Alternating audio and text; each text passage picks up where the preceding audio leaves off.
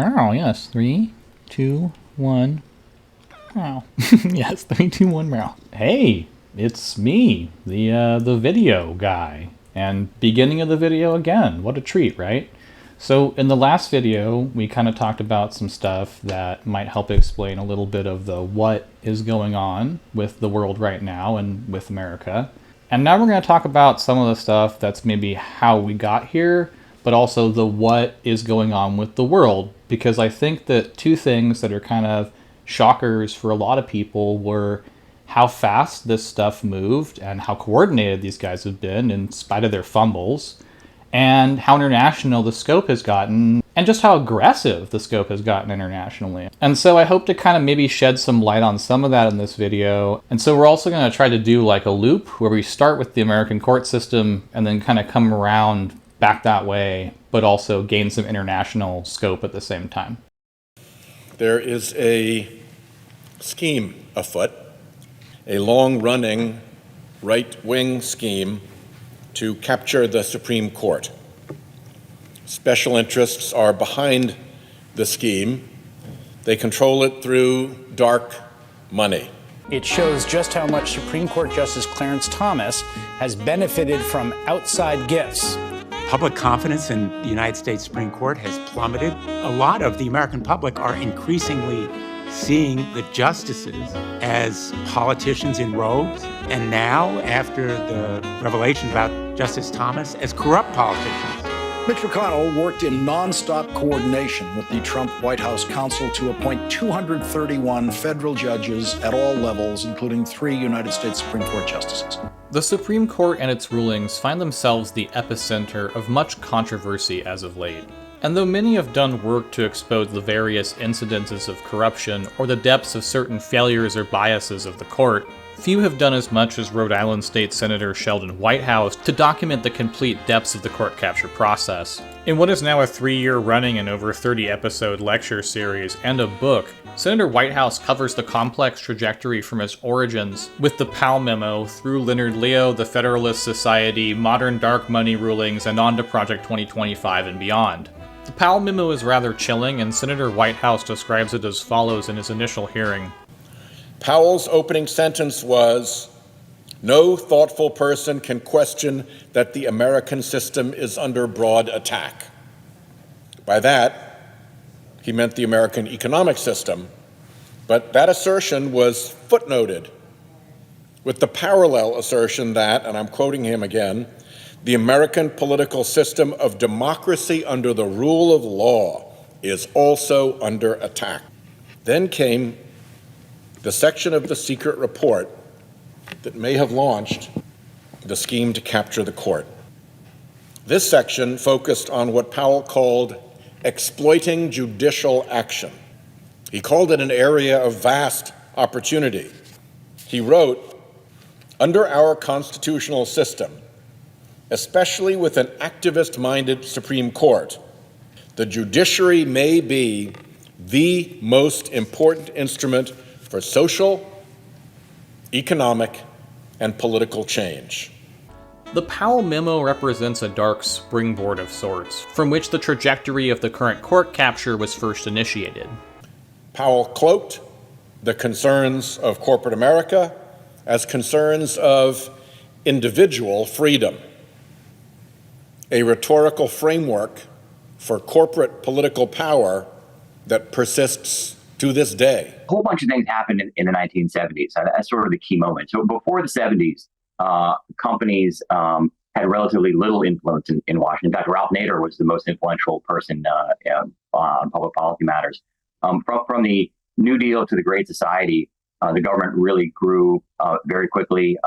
Lots of new rules and regulations and administration agencies. And companies, for the most part, did not oppose the growth of the government. Because they were making money and things were fine. They were sponsoring the Little League team and supported their employees.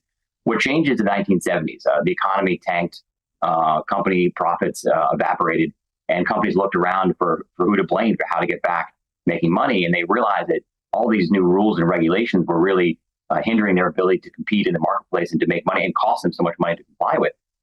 So it's like any good business people, they invested in their problem. And their problem was the government. The battle lines were drawn.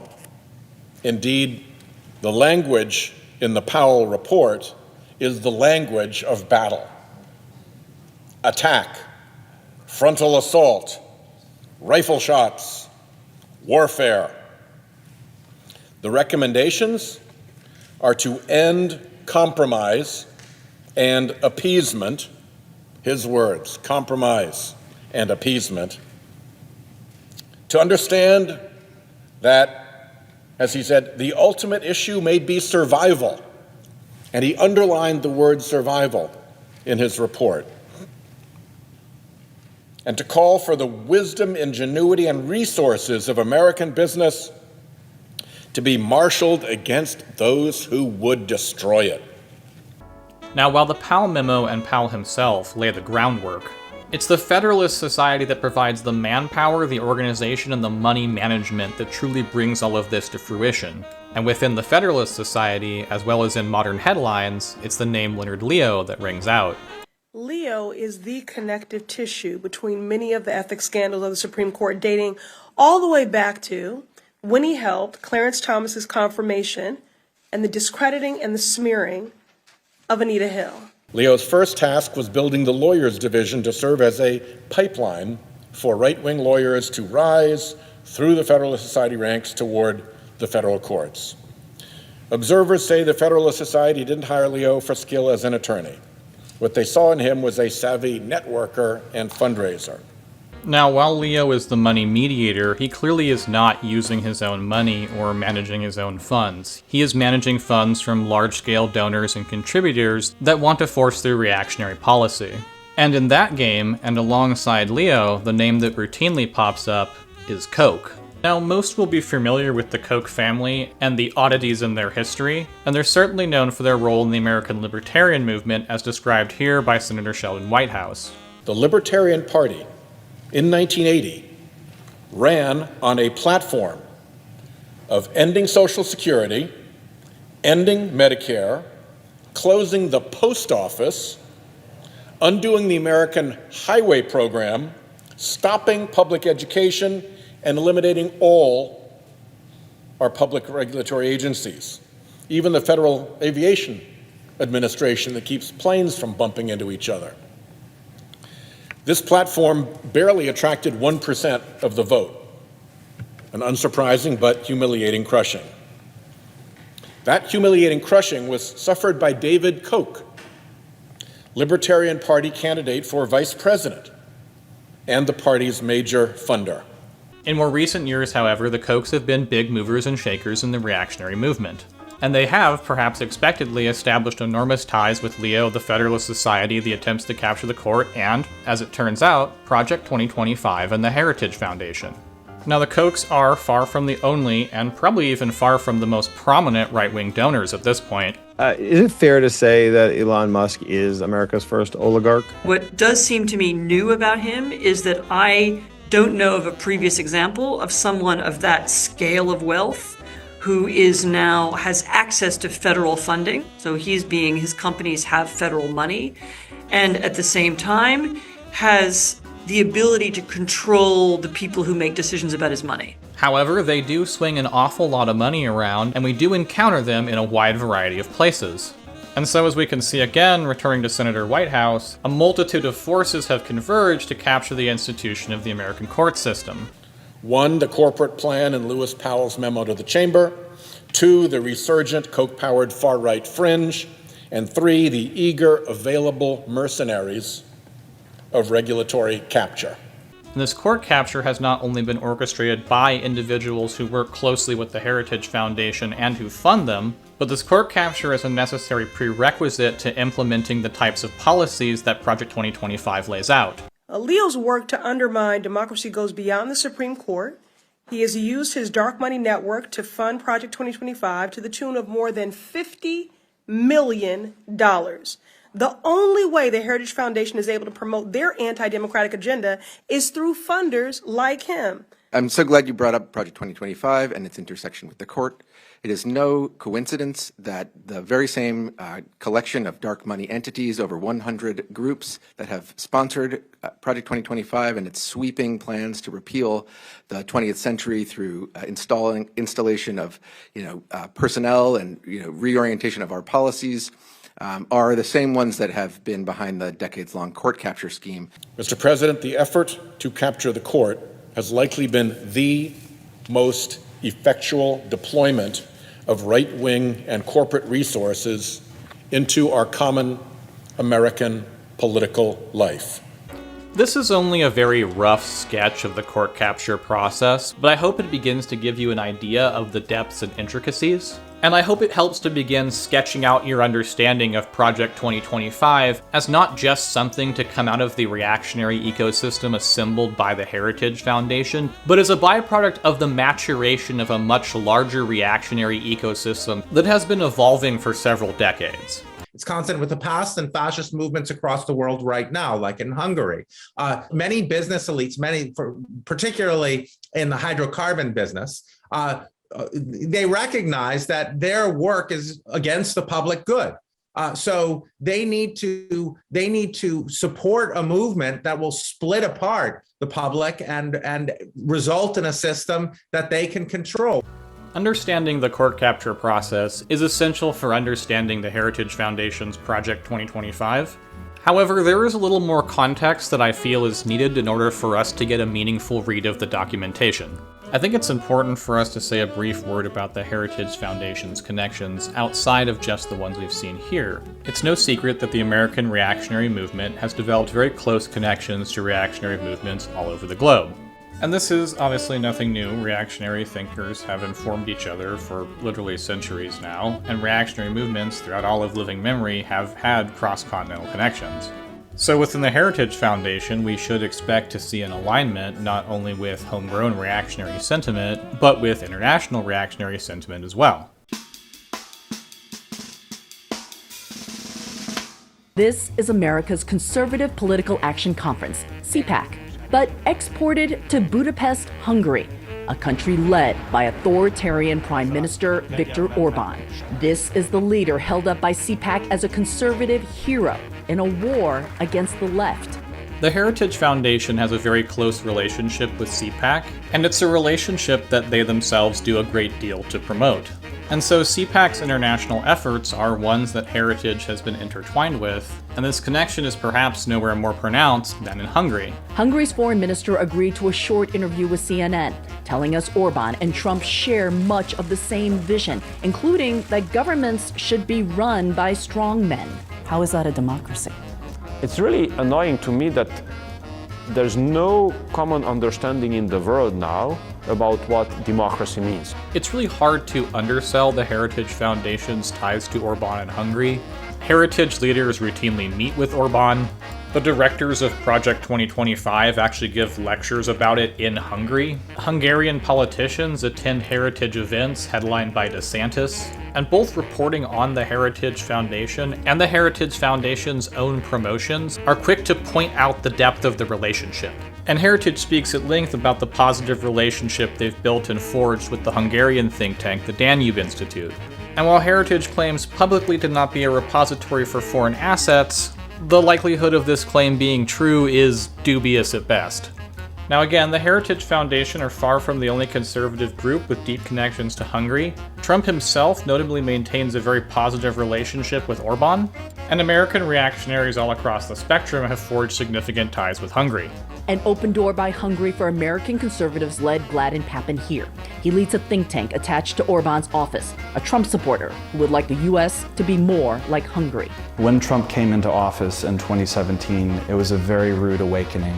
He realized the importance of having a strong team of people who are aligned and willing to carry out the same mission. You know, this is when alarm bells should go off. And of course, this is why this weird affinity between Trump and some of the people around Trump and Orban, you know, is so peculiar and so dangerous, because Orban is someone who consciously and knowingly tried to take apart his democracy and has then allied himself with the autocratic world, with the foreign dictators, in order to help him keep that corrupt, one-party state in power. And if that's the model that the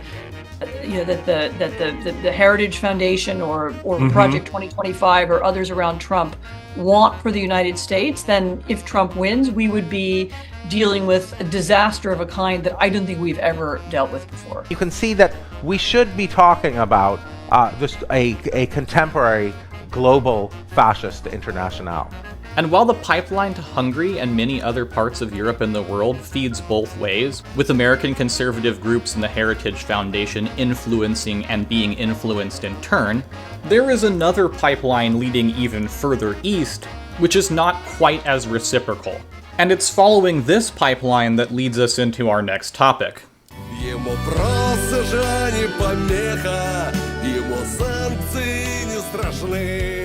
Для Сармата одна лишь утеха потревожить натовцев сны. Now, the American right has an interesting relationship with Russia. Since the day that Donald Trump became president, Democrats in Washington have told you have a patriotic duty to hate Vladimir Putin. Putin ain't woke. He is anti-woke. The Russians, people still know which bathroom to use. Putin should be a natural ally with the West. We have been pushing this fake Cold War for way too long, okay? We're not in the 60s anymore, okay? Putin is not trying to rebuild Soviet Union. We have a few hundred genders. How many genders do you guys have in Russia? Yeah, it's like I see only women and men.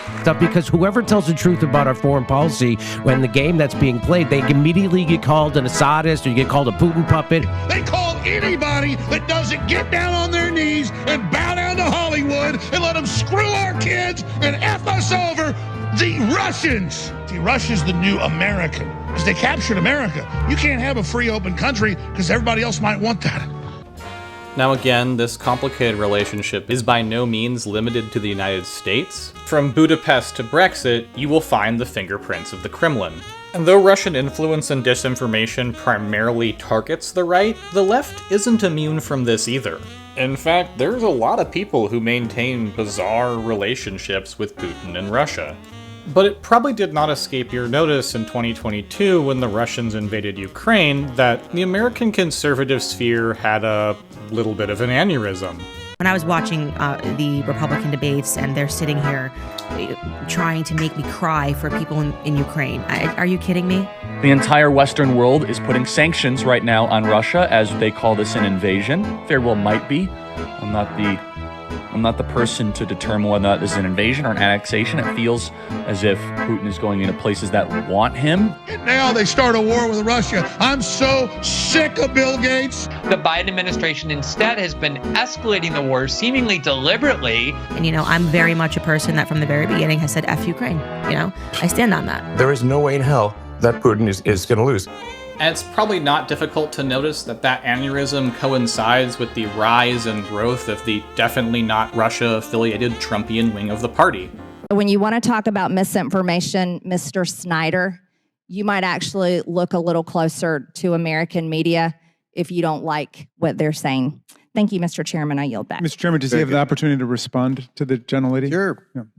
I didn't ask him a question, No, her Mr. time's Raskin. expired. You asked multiple questions. I did not ask him a question. You certainly did. You said, did you see this? Time has expired.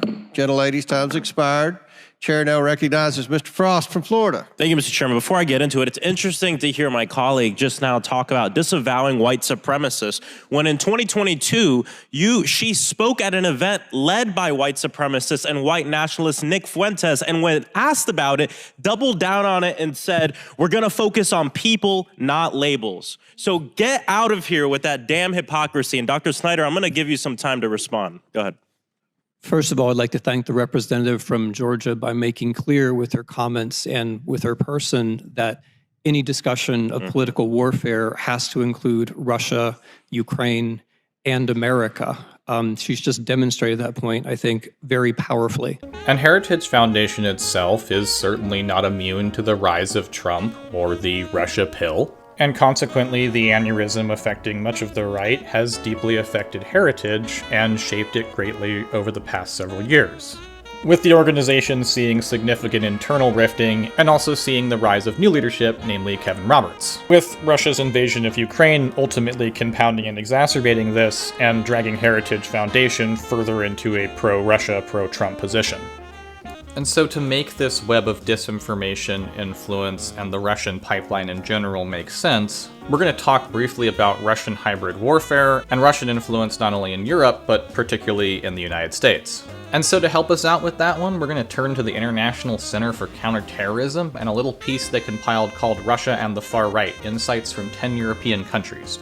And for insights closer to home, we're going to turn to Timothy Snyder's The Road to Unfreedom. Russia has established a record of waging political warfare on its competitors on the world stage, or practicing, quote, an ongoing subversion campaign in Europe and the United States using tactics short of war. Primarily, this influence is often supported by direct transfers of resources or know-how or contacts to Russia's Western far-right or REMVE ally. REMVE being a racially or ethnically motivated violent extremist. Secondly, however, it often resembles an approach akin to that of soft power practiced by different states, with less radical or beyond-the-pale organizations or individuals abroad. The European or Western far-right REMVE did not necessarily seek Russia's support.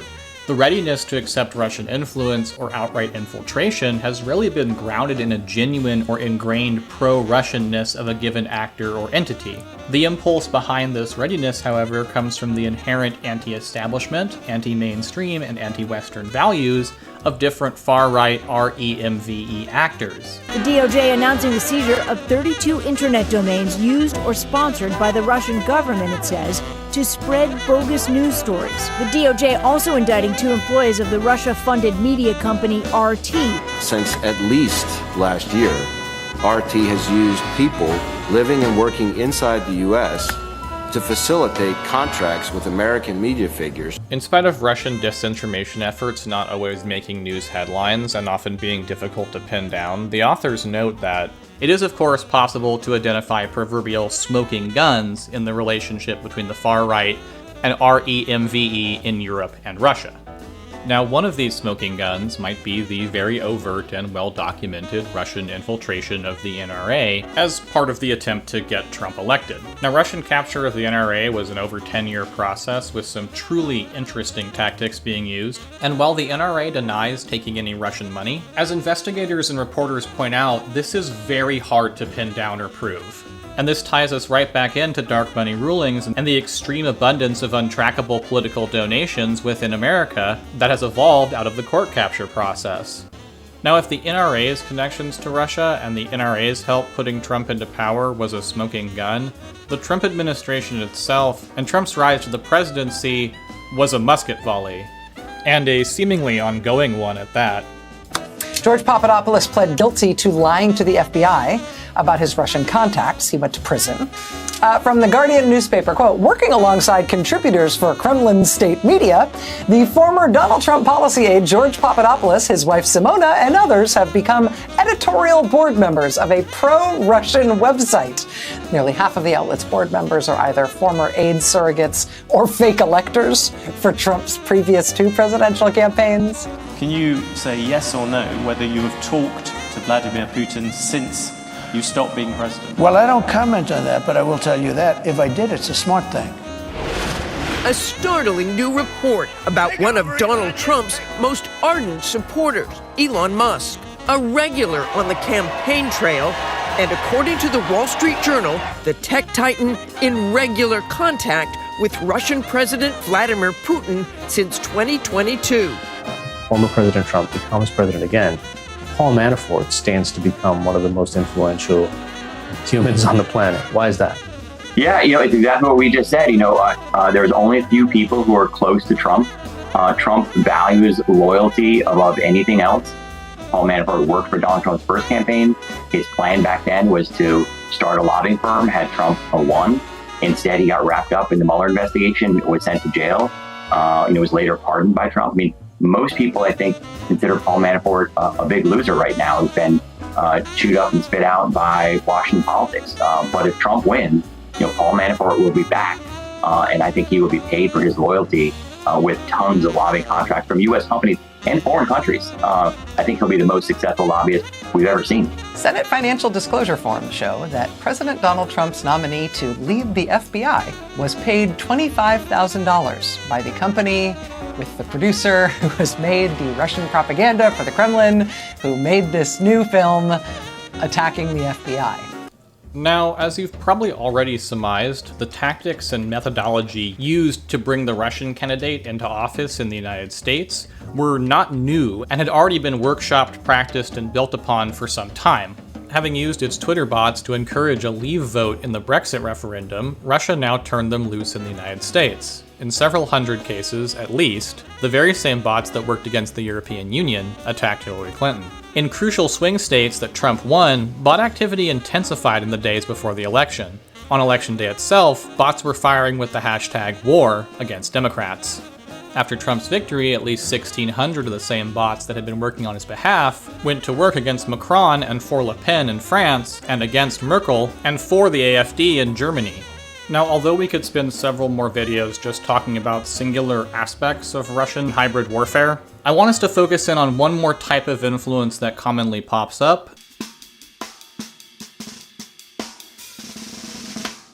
Alexander Dugin is probably the best known contemporary Russian fascist thinker and writer, and he's an extremely prominent proponent of Russian imperial and colonial expansion. Now, when Dugin's not hanging out outside the United States with reactionary propagandists giving talks like this, we are entering into the war against hegemonic West.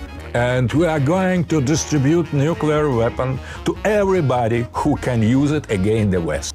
You can generally catch him on a live stream or having a chat with any number of America's favorite reactionary friends. Sometimes he's being retweeted by fascists at One American News Network. The guy is all over WeirdTube. He is extremely vocally pro-Trump, and he even pops up here in Snyder's writing. Here's Dugin and a motley crew of weird far-right actors hanging out with breadtube pariah, crypto-fascist, and sex criminal Caleb Maupin. As previously stated, the Dude Man gets around. Now, obviously, Dugin is not the only, and probably not even the most prolific distributor of Russian propaganda and talking points. I mean, RT is a thing, and I could easily have spent the last 20 minutes talking about that. Dugin's just kind of a particularly fun little slice of insanity, and so we're gonna hang out with him for a minute. So what does Alexander I'm literally going to nuke America Dugin talk about when he's sitting down in front of a Western audience? Well, he just plays into and stokes all their crazy bullshit rhetoric around wokeness. And now we are not about defense of the individual freedom, but about prescription to be woke. And he affirms their belief in the power of cancel culture to destroy the modern right. They would say, the progressives, they would say, it is not about all liberalism, it is about fascism. You are a defender of traditionalism, conservatism, fascism, so stop here. Either be progressive liberal or you are done, or we will cancel you. That is what we observe. Well, it's certainly what we're living. He basically just becomes the Daily Wire. To be modern, to be progressive, it is not your right to be or not to be progressive. It is your duty to be progressive. And Dugin's reasons for doing this are shockingly similar to what we see in the Center for Counterterrorism Studies.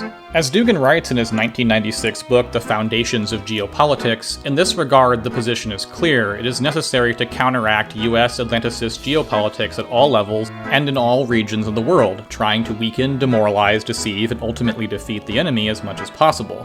It is especially important to bring geopolitical turmoil to the U.S. domestic reality by encouraging all kinds of separatism, various ethnic, social, and racial conflicts, actively supporting all dissonant movements of extremist, racist, and sectarian groups that destabilize internal political processes in the United States. At the same time, it makes sense to support isolationist tendencies in US politics. The theses of those often right-wing Republican circles that believe that the United States should confine itself to domestic problems. And lest you go thinking that Dugin or Russia's hybrid actions and social media affairs are different than its official outward-facing language in foreign policy discussions, here's Sergei Lavrov doing his best Ben Shapiro in an interview for several right-wing influencers in the US.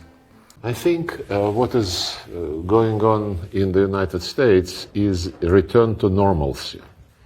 So this split motivated, first of all, by the departure from Christian values, by the leadership of the Democratic Party, in my view, by promoting without any limits the LGBTQ, whatever comes next. I once found myself in Sweden where the OSCE was conducting a ministerial meeting, and it was in a stadium meeting, and I wanted to get out and to go out and saw WC sign, and I asked the guy who was accompanying me whether this was gents or ladies. He said everybody. I don't want any of my friends to experience this themselves. And so a slightly more simplistic way to think about this might be that Russia is injecting a certain way of engaging and operating in media and political thought space. And they're injecting it into vulnerable circles and ecosystems, as these are weak points in societies that Russia views itself aligned against. Russia is waging, and I would argue often winning, the thought war, or the Shisosen. And they're fighting the Shisosen in the vein of another great fascist power, one of the 20th century rather than the 21st. And that fascist power being the progenitor of the term itself, Imperial Japan. And so we're going to read briefly from The Thought War, Imperial Japanese Propaganda, by Barak Kushner. Now, modern-day Russia and Imperial Japan have a very similar problem. They have to sell fascism and aggressive fascist war as not those things. And thus we enter the Thought War, with Kushner writing, "For Japan, the entire process of convincing China that Japan's mission was to liberate Asia hinged on the idea of the Thought War, or Shisosen. The Japanese consistently used the term Thought War to describe the fight for ideological supremacy in Asia, and later against the West. Now, since we're short for time, we're going to zero in on one avenue through which these powers wage the Thought War. And this one should be pretty familiar to you. Much in the same way as modern Russian atrocities have brought strong international criticism, Kushner writes that following Japan's military invasion of China in the summer of 1937, Japan faced harsh international criticism. News of Japanese atrocities, primarily in Nanjing in December 1937, was broadcast worldwide. The Japanese government sought to discredit what it considered exaggerated accounts of foreign missionaries provided to the outside world. One American in particular, journalist Frederick Vincent Williams, worked for Japan by producing in 1938 a book called Behind the News in China. Williams suggested to the American public that overzealous missionaries had fabricated the reports of atrocities in China. Williams was as prolific in his denial of Japanese atrocities as the Japanese. Unfortunately, however, his neighbors frequently saw him at the bank depositing money, which aroused suspicion as to his allegiance and journalistic objectivity. After a 3-week trial on June 1st, 1942, the Washington, D.C. Federal District Court convicted Frederick Vincent Williams of conspiracy and 9 violations of the Foreign Agents Act. Now, obviously, were he reporting today on Russia's invasion of Ukraine, Williams would be in good company. However, he was in good company back in his own day, too. And adding familiarity to scenes we see in the modern world, Kushner writes that Japanese government officials had similar relations with other journalists well before the onset of the war into China in 1937. Records from Japan's Ministry of Foreign Affairs verify that Japanese officials contacted Williams and other non-Japanese journalists as early as December 1932. Which provides an interesting parallel to something I didn't mention from the counterterrorism report, that being Dugin and the Russian far right's attempts to reach out to Americans and the West as early as the 90s. So while this parallel is not perfect, I hope it illustrates that there is nothing new under the sun, and that the practicing of imperial propaganda or fascist propaganda really hasn't changed that much since much of this was incepted in the 20th century. With Russian propaganda being much more mature and much more multidimensional. So let's drift back into talking about Russia here and take a look at what journalist and historian Ann Applebaum has to say about Russian propaganda. Russia-owned Facebook and Twitter accounts pretending to be Americans pushed out anti-immigration slogans designed to benefit Donald Trump, as well as fake Black Lives Matter accounts attacking Hillary Clinton from the left. They manufactured anti-Muslim hysteria in places with few Muslims, even creating Facebook groups called Secured Borders that successfully fueled an anti-refugee movement in Twin Falls, Ohio. And again here we can see the parallels to fascist Japanese propaganda from the 20th century, but just much more multi-dimensional. One might even call this multidimensional unreality. And to step back just a little bit further and to talk about a broad propaganda outlet like RT, we can read from the chapter on unreality in Jason Stanley's book How Fascism Works to gain a little additional insight into the multidimensional nature of modern Russian propaganda. Stanley writes that in devising the strategy for RT, Russian propagandists or political technologists realized that with a cacophony of opinions and outlandish possibilities, one could undermine the basic background set of presuppositions about the world that allows for productive inquiry. One can hardly have reasoned discussion about climate policy when one suspects that the scientists who tell us about climate change have a secret pro-homosexual agenda. And just in your own life, you may have noticed the transformation of many American media spaces along this vein. Podcasters like Joe Rogan, Lex Fridman, and Patrick Bet-David all come to mind, as their information spaces not only disseminate Russian propaganda quite frequently, but mirror this description perfectly. And as many have noticed, Russian influence and infiltration has become extraordinarily overt in the more fringe of these spaces, like for example with Alex Jones. They don't believe in God. How can you believe in God and be for LGBTQ plus minus divide on something? It has nothing to do with God. And if you say something against them, oh, you're a Russian propagandist. And so at this point, you're probably asking yourself two major questions. One being, why is Russia doing this? And then the second one being, when are we going to get back to the Heritage Foundation and Project 2025?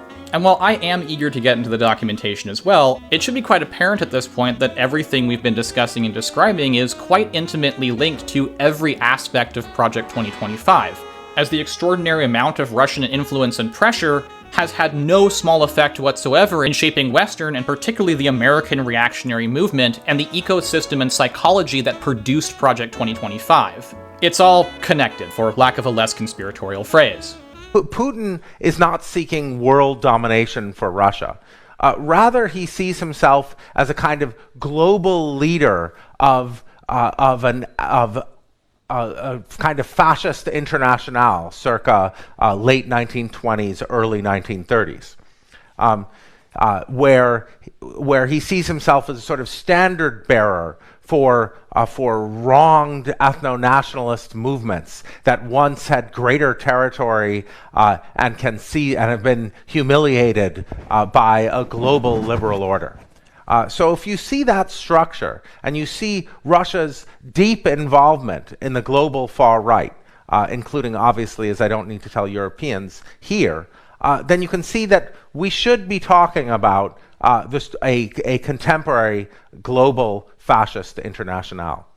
And so, to answer the question as to why Russia and many others are engaging in this type of behavior, and to tie us into Project 2025's international aspirations and goals, we're going to have to zoom out and get a little geopolitical.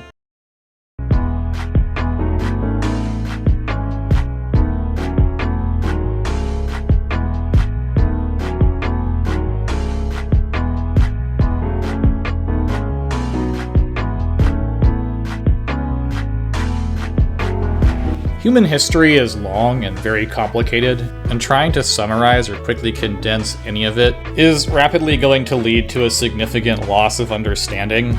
And so I hope you'll forgive me my extraordinary oversimplification.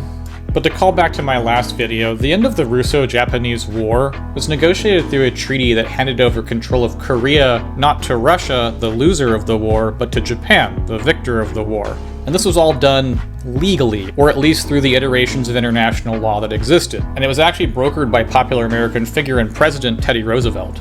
So that should give you an idea of what international law and what international norms were at a certain time, namely the beginning of the 20th century.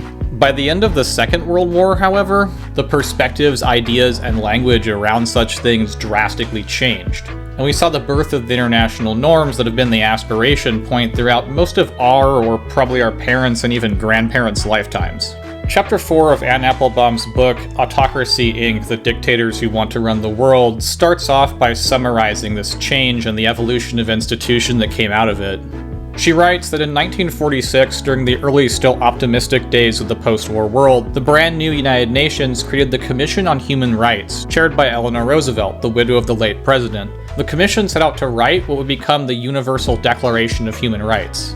And she notes that while the authors came from a plethora of diverse backgrounds, remarkably, they were united by the belief that there really could be such a thing as universal human rights, a set of principles common to all cultures and political systems. And for most of us in the modern world, these ideas and the language that shapes them have become pretty recognizable and familiar. Inherent dignity, equal and inalienable rights, the human family, the overarching right to life, liberty, and security of person, the freedom from arbitrary arrest, detention, exile, torture, slavery. These are all things that we kind of have a common understanding of and a common agreement on in most cases. And it's through this common language and structure that we express our disdain for and our desire to condemn, with legal action in most cases, the crimes committed in our own modern contemporary world. For example, when people speak against Israeli war crimes and desire to bring criminal charges to the Israeli administration and the Israeli army, they speak to these institutions and through this language. You mentioned the Israeli army is the most moral army in the world. I mean, this is something that is said repeatedly by the current Prime Minister of Israel, Netanyahu. So, I don't know whether it's one of the most moral armies in the world or not. But what I do have expertise in and what I do have authority to do is make assessments of criminal conduct. And we've done that in relation to the recent events, and you can see that in the report. And the only conclusion you can draw is that the Israeli army is one of the most criminal armies in the world. However, in spite of providing a common language and framework, the institutions that grew up surrounding these ideas and concepts have oftentimes been unable to live up to and unable to manifest the ideals that they are founded on. And in her book, Applebaum writes that in practice, these documents and treaties, sometimes collectively known as the rules-based world order, have always described how the world ought to work, not how it actually works. Nevertheless, she notes, these documents have influenced behavior in the real world, and still do. Now, the ideas and institutions of the post-war world aspired to some pretty hard-to-attain goals. The creation of a stable global order, the diffusal of global imperial power, the ushering in of decolonization, and obviously the institution building within things like the United Nations itself. And we could talk a long time about that, because part of the reason why this didn't mature to what it could have been or what it aspired to be is the Cold War. And the Cold War is one deep and long topic, one that we just simply don't have time for at the moment. So we're going to jump forward ahead to the end of the Cold War, where Western and particularly US dominance is kind of the base in the 90s. You all remember the 90s, right? The end of history, the death of geopolitics, etc. Yeah, let's go back there. The collapse of the Soviet Union brought to the foreground a very bizarre way of thinking about the future of the world. And this thesis might be very quickly summed up as we, the capitalist West, won the Cold War, and therefore clearly our methodology is correct, and we'll get to freedom and stability worldwide and at home eventually if we just do this, but harder. Or if not harder, then at least with some sort of mass global consistency. Now, while this thinking certainly survived the Cold War and became one of the dominant ways of thinking in the world, it and Western capitalist investment never brought freedom to the globe.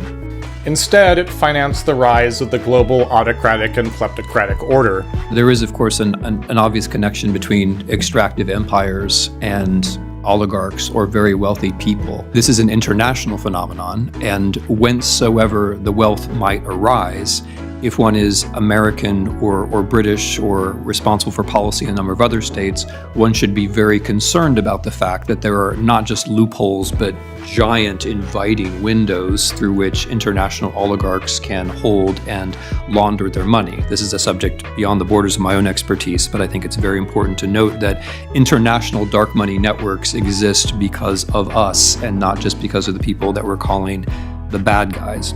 Applebaum writes that kleptocracy and autocracy go hand in hand, reinforcing each other, but also undermining any other institutions they touch. And so as the wheels of global finance turned and that sweet Western capital flowed, it helped to shape the world everywhere in the first quarter of the 21st century. Now again, I am greatly oversimplifying this to a degree that I do not want to understate. However, because we do need to narrow our scope a little bit, we're going to focus back on Russia. And when Applebaum writes about Russia, she notes that The state that finally emerged in the middle of the first decade of the 21st century was no longer a superpower, but Russia remained influential, more so than many understood at the time, as the model and inspiration for many other modern dictatorships. Putin's Russia was not an old-fashioned totalitarian state, isolated and autarkic, nor was it a poor dictatorship wholly dependent on foreign donors. Instead, it represented something new, a full-blown, autocratic kleptocracy, a mafia state built and managed entirely for the purpose of enriching its leaders. Now, Putin's rise to power and the reason why the Russian state functions the way it does are videos upon videos within themselves. However, again, to zero things in, Applebaum notes that the deputy mayor of St. Petersburg made his money thanks to the Western companies that bought the exports, the Western regulators who were unbothered by the bad contracts, and the Western banks that were strangely lacking in curiosity about the new streams of cash flowing into their accounts. Now, Putin and his oligarchs didn't only establish strong financial ties with the West, they also began to examine weaknesses in Western countries' relationship with the international system, with Applebaum noting that by the time Putin became president, he was well acquainted with the double standards of Western democracies, which preached liberal values at home, but were very happy to build illiberal regimes everywhere else. In contrast, Russian elections are rigged. Political opponents are imprisoned or otherwise eliminated from participating in the electoral process. The result is an absence of checks and balances in Russia and the decision of one man to launch a wholly unjustified and brutal invasion of of Ukraine. Iraq, anyway. What really worries me is that with the catastrophic Western politics, where they all the time give serious warnings to Israel but put no serious pressure on Israel, what Putin is doing with BRICS, he is now constituting a new bloc, and so Putin is, I think, winning in the so-called third world. Africa, Latin America, and Asia, and that's for me the true catastrophe. And this manifests itself enormously in the rhetoric and strategies that Russia uses when trying to push its agenda globally. With Applebaum writing that Russia itself, a colonial power, paints itself as a leader of former colonies, calling for what analyst Ivan Clich describes as messianic multipolarity, a battle against the West's imposition of decadent globalist values. In September 2022, the Russian president held a ceremony to mark his illegal annexation of southern and eastern Ukraine. He did not speak of the people he had tortured or held in concentration camps, but he instead proclaimed he was protecting Russia from the satanic West and perversions that led to degradation and extinction. A few months later, Putin told a gathering in Moscow, "We are now fighting for the freedom of not only Russia, but the whole world. We openly say that the dictatorship of one hegemon, we see it, everyone sees it, now is decrepit.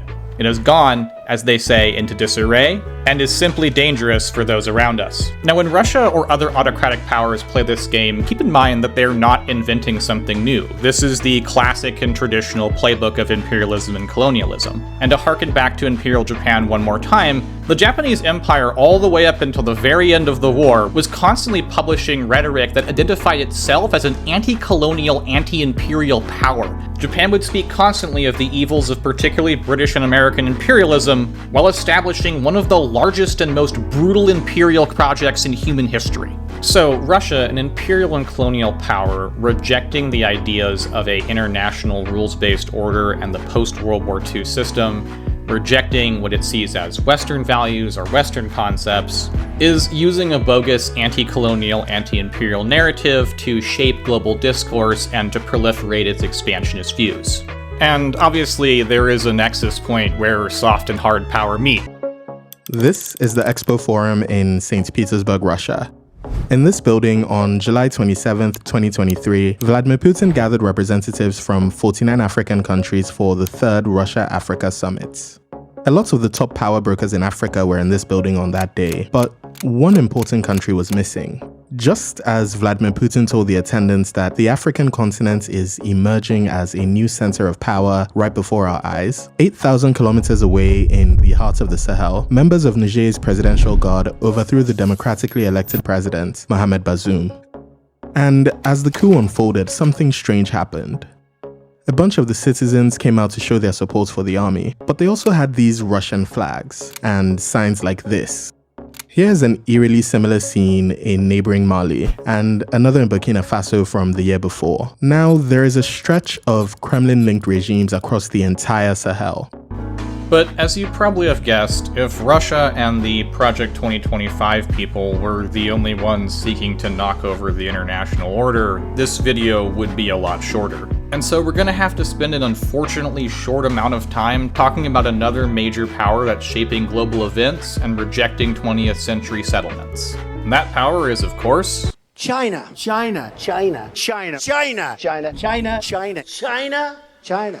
Now, within the US, discussion on China ranges broadly from the insane. And above all, China is operating the Panama Canal, and we didn't give it to China, we gave it to Panama, and we're taking it back. To the insane. We've been fed a lot of propaganda, Danny. You know this in the United States. We've been fed propaganda. So let me just give you a chance. Go ahead and respond to that. I just downloaded Red Note, and all I can say is that Instagram is gonna go out real sad. And so we're gonna have to hopefully negotiate our way to a sweet spot somewhere closer to reality.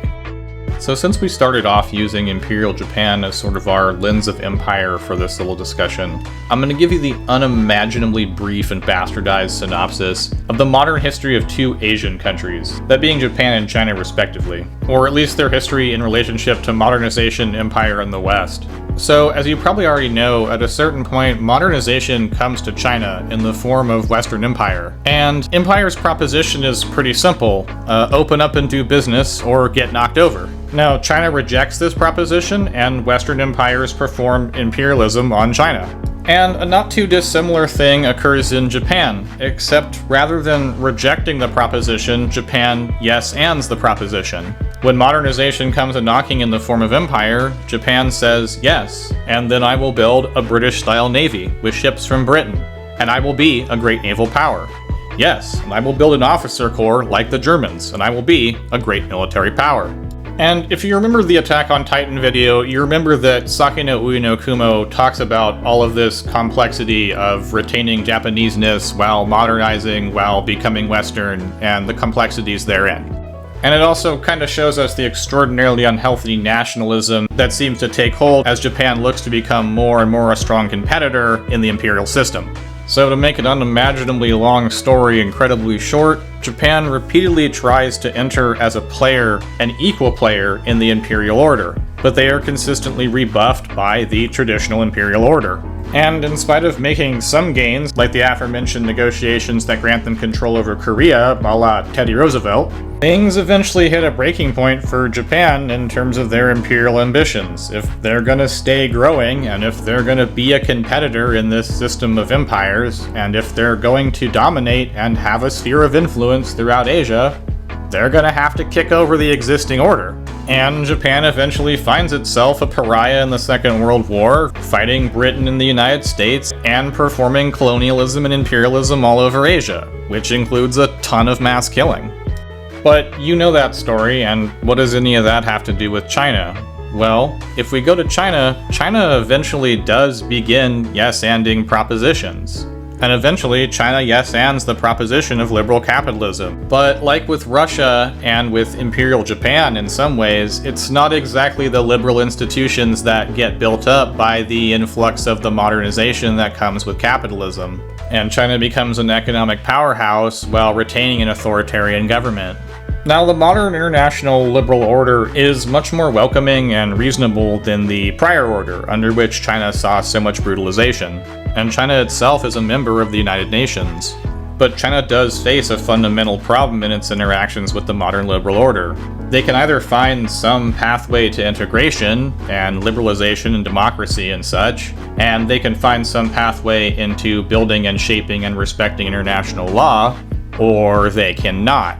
And it's clear that the latter has been the chosen option. And this is often why China's so wacky to think about. They've built their economy, and they've built their military, and they've built so many aspects of their production and so many aspects of their society in the image of modernization and often in the image of the West. But they've done that in a way that's designed to retain fundamental opposition to the international liberal order that they are simultaneously a part of. This is happening in India, Modi, wild capitalism, but at the same time Hindu nationalism. This is happening in China. Xi, their boss, gave a speech which was, I think, extremely important. Around a month ago, he spoke about the need to re-educate the young generation. Then I expected that he will say, read Mao, communism. No, he said great Confucian tradition. So my problem is that many of anti-Eurocentric, so-called third world country, but China is not third world in any meaningful way, I mean outside Europe, while they are so critical of Europe, they are taking over what I think is the worst thing of European tradition, a strong nation state.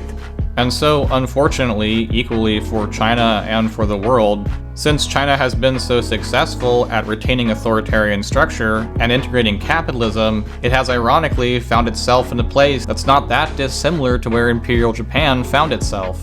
China has enormous resource import demands, they have wide-ranging territorial claims, notably claims that violate international law and structure as we know it, and they have a desire for expansion, both economically and militarily. I mean, it's no particular mystery why Chinese global port networks mirror the global port network system of the British Empire, and why China would spend so much money investing in widespread trade corridors to expand its ability to export goods. And like Imperial Japan, China finds itself butting up against the international system and the United States of America. Now, I realize we're way out in the weeds at this point, but before I pull us back around, I want to talk about one more area of connection between China and the former Asian superpower of Imperial Japan. And that is in propaganda, and particularly propaganda that relates to Westernism and Western racism. And so I'm going to again read to you briefly from The Thought War, and then we'll tie in and compare some of his writings to modern China. Now, of Japanese propaganda, Kushner writes that the Japanese did not design propaganda merely for themselves. Imperial Japanese propaganda had two aims. First, wartime propaganda served to coax the Japanese population to thinking of itself as the leader of Asia. And second, propaganda urged the Chinese to feel that the Japanese would help them achieve the goal of liberation from Western imperialism. At the same time, parallel propaganda operations aimed at the United States focused on American duplicity and its treatment of Black Americans and other minorities, and he notes that, from the outset, the Japanese conceived of their propaganda as internationally oriented. Kushner writes that the Japanese government maneuvered to have favorable articles containing its movements in Asia and explaining why boycotts against Japan hurt everyone printed in prominent American newspapers. The Ministry of Foreign Affairs targeted Black American newspapers for specific attention in the hopes that the disenfranchised minorities would seek solace in Japan's championship of the colored races. And he further writes that a top-secret cable from Japanese Consul Sato in San Francisco in September of 1940 to the Minister of Foreign Affairs, Matsuoka Yasuke, emphasizes the importance the Japanese Ministry of Foreign Affairs and related agencies placed on favorable reporting by non-Japanese Americans in the world of public opinion. Now, lest you think the Japanese were serious about all this anti-racism and pro-blackness kind of stuff, there's a little story in Toland's Rising Sun, which, I'm sorry, I'm not going to pull the page for you, I have it on audiobook, but it follows a Japanese nurse that, as I recall, is stationed on Saipan, where I actually grew up, and after some truly horrific events, she is rescued and captured while unconscious by American soldiers, notably Black American soldiers. And she does not like this. Like, she thinks they're gonna kill her, and she's explicitly, like, more afraid of them because they're Black. And this is because of the propaganda that she had been receiving on the home front, the things she'd been being told by the Japanese Empire and by its propaganda outlets. So I think we should just go ahead and call bullshit on that whole, like, caring about the Black folks thing. So now that we understand a small amount about how Japanese propaganda sought to manipulate and use Black people in the United States, let's take a look at some headlines concerning modern China. Well, here's one talking about China confronting Australia on racism, and here's another one where China is confronting the United States over racism and inequality and COVID policy. However, all this being so woke and crusading against Western racism doesn't stop the Chinese from having slave mines, disrupting Africa with the best of the Western nations, and doing blackface on national television. And it doesn't stop them from funneling arms into conflicts all across Africa and the rest of the world. So again, while the claim that racism is prevalent in the West is true on its face, the rest of it I'm going to have to call bullshit on. And this is one of the big links that connects China to its international cohorts, including Russia. Onyx Impact came across African Stream very early on this year in our overall kind of foundational research into the online information ecosystem surrounding Black Americans. And one of the platforms that we came across was African Stream. And it did not seem to us to be what it claimed to be. When our researchers saw that both its leader and many of the journalists had previously worked for state-sponsored media in Iran and Russia and China, that made us pause. And in addition, despite saying that they were Africa-focused or focused on Africans, they tended to move a lot of content that was about divisive Black issues in the U.S. in particular. Now, to shift us out of the weeds here a little bit, we're going to talk about one of the other big connective tissues that relates Russia, China, and the American right for that matter, and that binds these forces that would like to tear down the liberal international order together.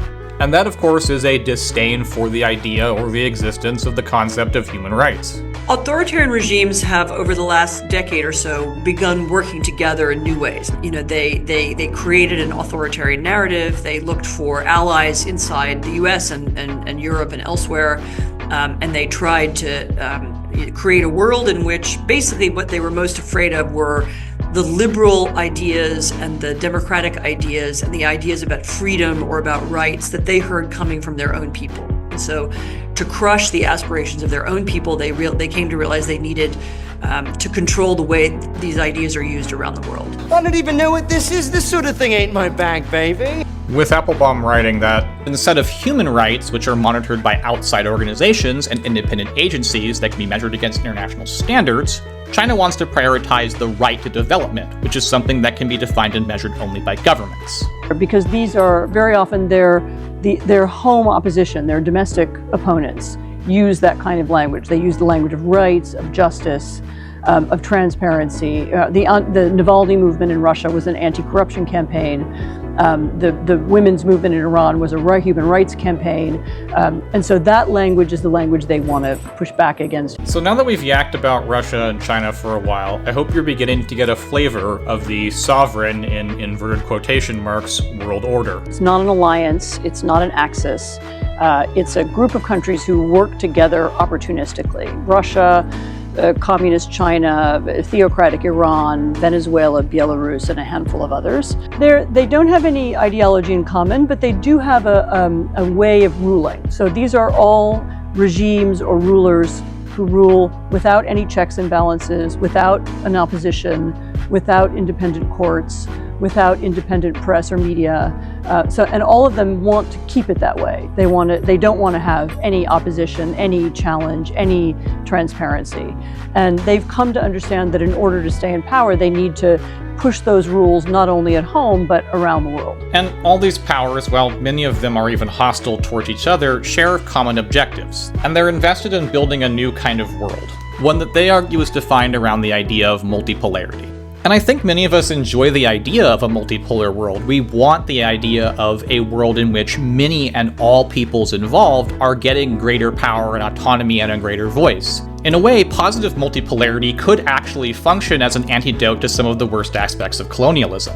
However, that type of multipolarity, the positive type of multipolarity that we might all enjoy, is the direct antithesis to what's being pushed by large powers like Russia and China. And this is why they are so keen to attack and destroy the concept of human rights, and the concept of international law in general. The type of multipolarity they want is the politics of empire, and the politics of prior centuries. They want manifest destiny, they want the rush for Africa, they would like to play the great game. I would submit to you that for over 2 decades now, Russia has been relitigating the post-Cold War settlement, driven by its determination to restore the inner core of its former empire and to establish a sphere of influence in Central and Eastern Europe and beyond. The war in Ukraine is not a sui generis event. It is a manifestation of Vladimir Putin's drive to restore Veliki Ruski Mir, Pax Russica, to put it differently, that is rooted in the fundamentals of Russian thinking about geopolitics and strategy that informed formative experience as an empire. And that brings us around to our last funky word here, sovereignty. Now, if multipolarity means many empires at the table, sovereignty means something like the legitimacy to subjugate others. Or, as Applebaum puts it, sovereignty, in Putin's definition, includes the right to abuse citizens at home and to invade others abroad. This privilege is available only to a few large nations. There are not many countries in the world that have sovereignty, Putin said in 2017. The context made it clear that he believed that Russia is sovereign, but European nations are not. Not particularly fun historical parallel. This is actually how the Soviet Union argued around the Baltic states and several others. Like, they made the case that these states aren't actually independent because they're in the sphere of those dirty Anglo-Saxon empires. So we have to take them over because we're not imperialists.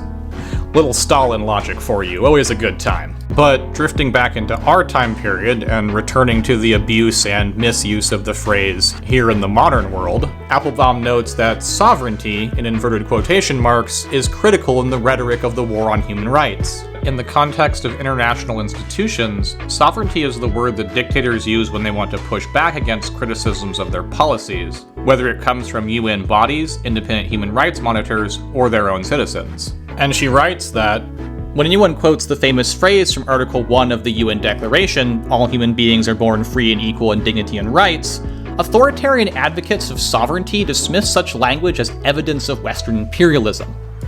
In many BRICS countries, not all, what we in the West nonetheless propose as feminist rights, religious rights, and so on, is now proclaimed as Western imperialism. What do I mean by this? The saddest example for me that I often use is, you must know that in Uganda a year and a half or a year ago, their parliament almost unanimously endorsed the toughest anti-gay legislation. It goes up to death penalty. You know what was their justification? That gay rights, this is Western imperialist ideological colonisation. La Chine ne conditionne pas ses crédits avec des exigences telles que la démocratie, la bonne gouvernance ou encore les questions de genre ou la liberté sexuelle. La Chine, lorsqu'elle trouve ses intérêts, s'engage sans poser ces conditionnalités qui sont généralement faites par les pays occidentaux.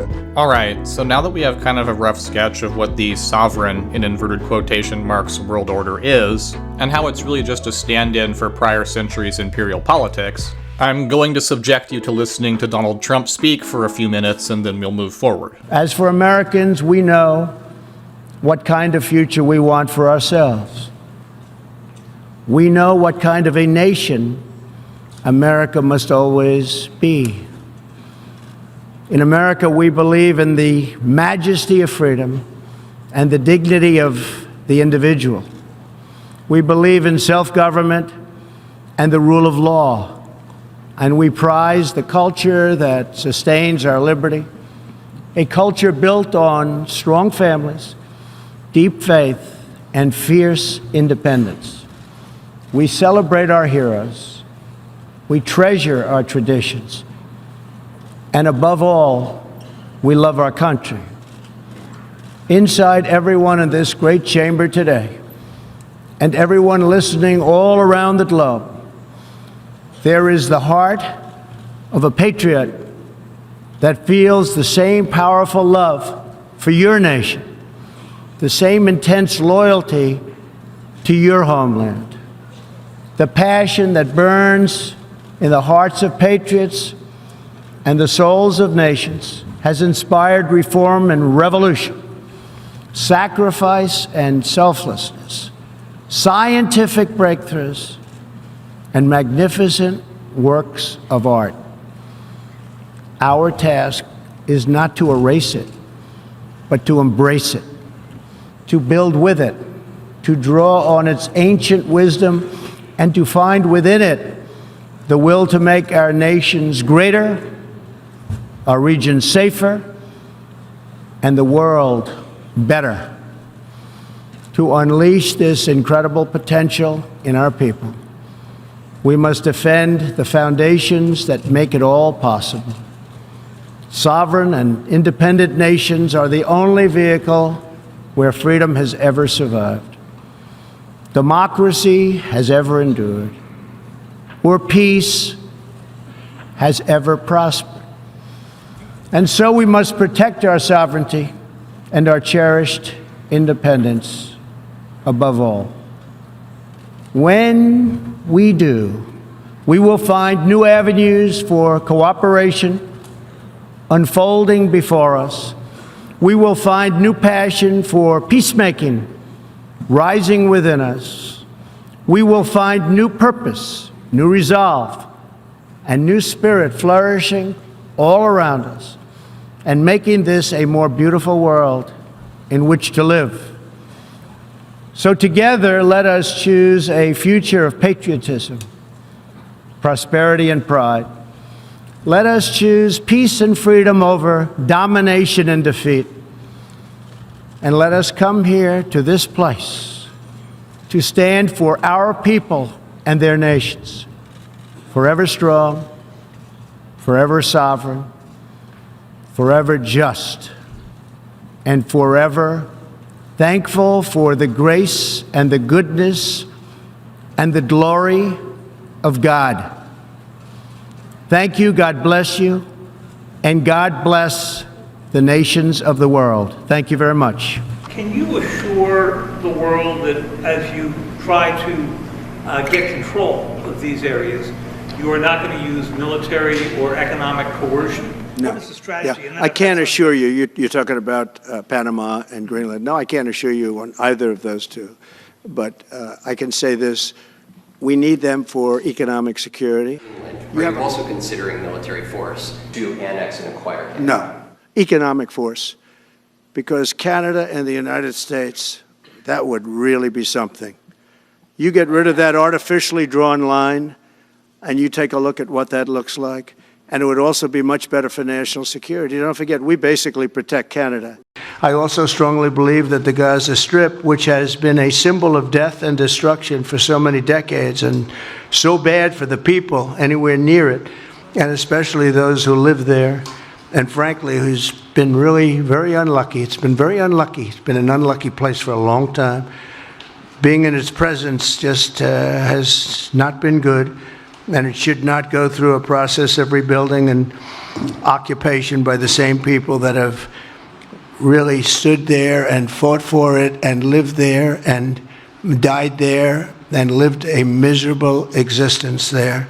The U.S. will take over the Gaza Strip, and we will do a job with it too. We'll own it and be responsible for dismantling all of the dangerous unexploded bombs and other weapons on the site, level the site and get rid of the destroyed buildings, level it out, create an economic development that will supply unlimited numbers of jobs and housing for the people of the area. Do a real job. We're not going to buy anything. We're going to have it, and we're going to keep it, and we're going to make sure that there's going to be peace, and there's not going to be any problem, and nobody's going to question it. So your policy that as long as you're president, China will never take Taiwan by force? I never comment on that. I don't comment on anything because I don't want to ever put myself in that position. And if I said it, I certainly wouldn't be saying it to you. I'd be saying it to other people, maybe people around this table, and very specific people around this table. So I don't want to put myself in that position. But I can tell you what, I have a great relationship with President Xi. I've had a great relationship with him. We want them to come in and invest. I see so many things saying that we don't want China in this country. That's not right. We want them to invest in the United States. That's good. That's a lot of money coming in, and we'll invest in China. We'll do things with China. The relationship we'll have with China would be a very good one. So, while I cannot tell you whether Trump's lofty goals of international annexations and genocidal cleansings of the Middle East will come to fruition, I think it's fairly obvious he falls outside the camp of the rules-based world order, the liberal world order, or basically any understanding of internationalism that falls along the lines of the Charter of the United Nations or of any sort of recognition of human rights.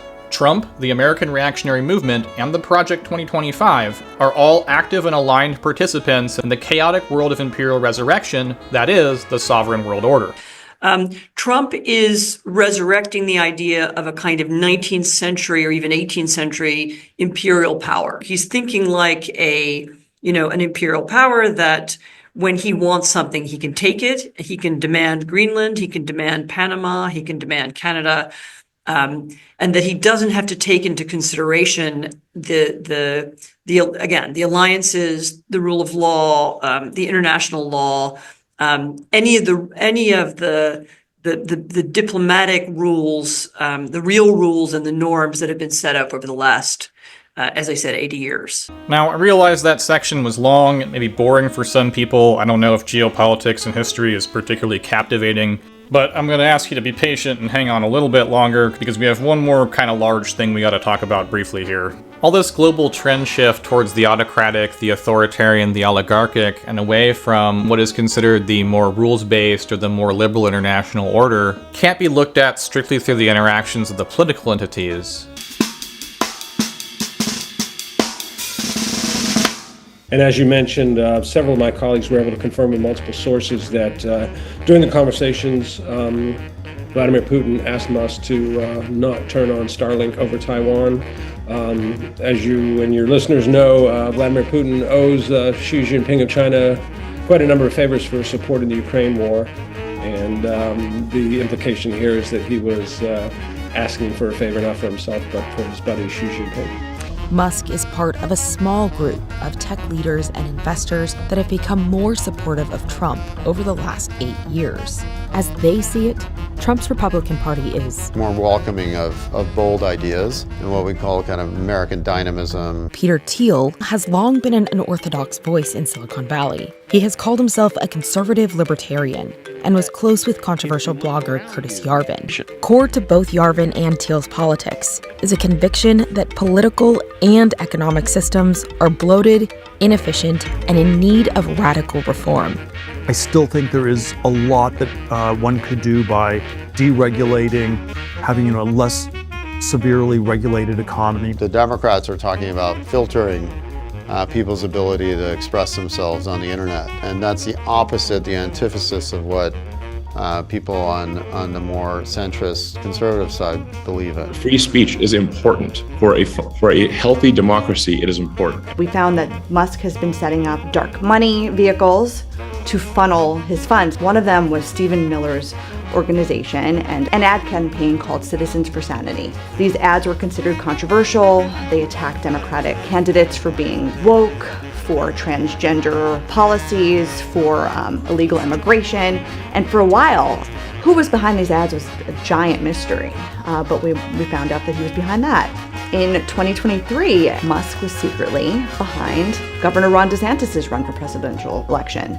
Now, as you probably know, any discussions around global systems or post-Cold War settlements or post-World War II settlements, or really anything touching on 2025, and certainly it seems almost anything we've touched on so far, wouldn't really be complete without some kind of discussion of global finance and global capital. And so, because I don't want to take up too much time, and because I don't think most people in the audience are going to need me to deconstruct the ills of capitalism for them, what I'd like to do instead is take the same lens that we looked at international issues with, a lens that shows us the contention between rising international powers or former international powers that feel as though they've been brought low, and the liberal international system, as well as the shared contentions by the domestic and international movements of the right against the same international liberal order. And so let's take that lens of understanding of these various groups aligned against the liberal international order and add another group that is aligned against this system of liberal international order, both domestically and abroad. And one of the decent explanations of this that I found that I want to kind of focus in on here is by a guy called George Montebiot. I don't know how to pronounce that entirely, but either way, he refers to this group as warlord capital. And I think the way he explains his little model here is highly informative for our current situation and for understanding 2025 and for understanding how the world it exists in is functioning. Now, he's going to be talking about Brexit in particular, but I want you to think about the same international lens and forces and then apply what he's saying to our understanding of the contentions around what Project 2025 wants to accomplish. The only way really to understand Brexit is as the outcome of a civil war within capitalism. There are two dominant forms of capitalism. One you could describe as house-trained capitalism. This is corporations and rich people who are prepared to more or less go along with democracy. They're happy with the administrative state. And then there's another faction who could be described as capitalism's warlords. They see taxation as illegitimate. They see regulation as illegitimate. In their unguarded moments, they reveal that they see democracy as illegitimate. Go home, look around you.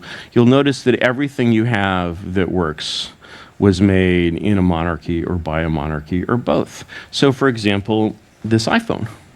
This iPhone was produced by Apple, which is a monarchy. That is, it's a corporation. You know, a corporation is very much the definition of an absolute monarchy. The CEO is, it's not quite absolute because the CEO is accountable to a board. Sometimes it is absolute. Mark Zuckerberg, for example, is not accountable to anyone. The market is a euphemism for the power of money, and they believe that that power should be unmediated, that it should be able to do whatever it wants without anyone standing in its way. And they see as their enemy house-trained capitalism. And this is really where the power lies within the whole Brexit debate, is on the one side, the august institutions of capitalism, like the Confederation of British Industry, saying this is terrible, we don't want this to happen at all. And on the other side, the oligarchs from the city, very powerful people who are funding dark money think tanks and other lobby groups, saying we want to clear it all out of the way. In Steve Bannon's words, we want the deconstruction of the administrative state. Everyone from American billionaires to Russian oligarchs poured money into the Leave campaign.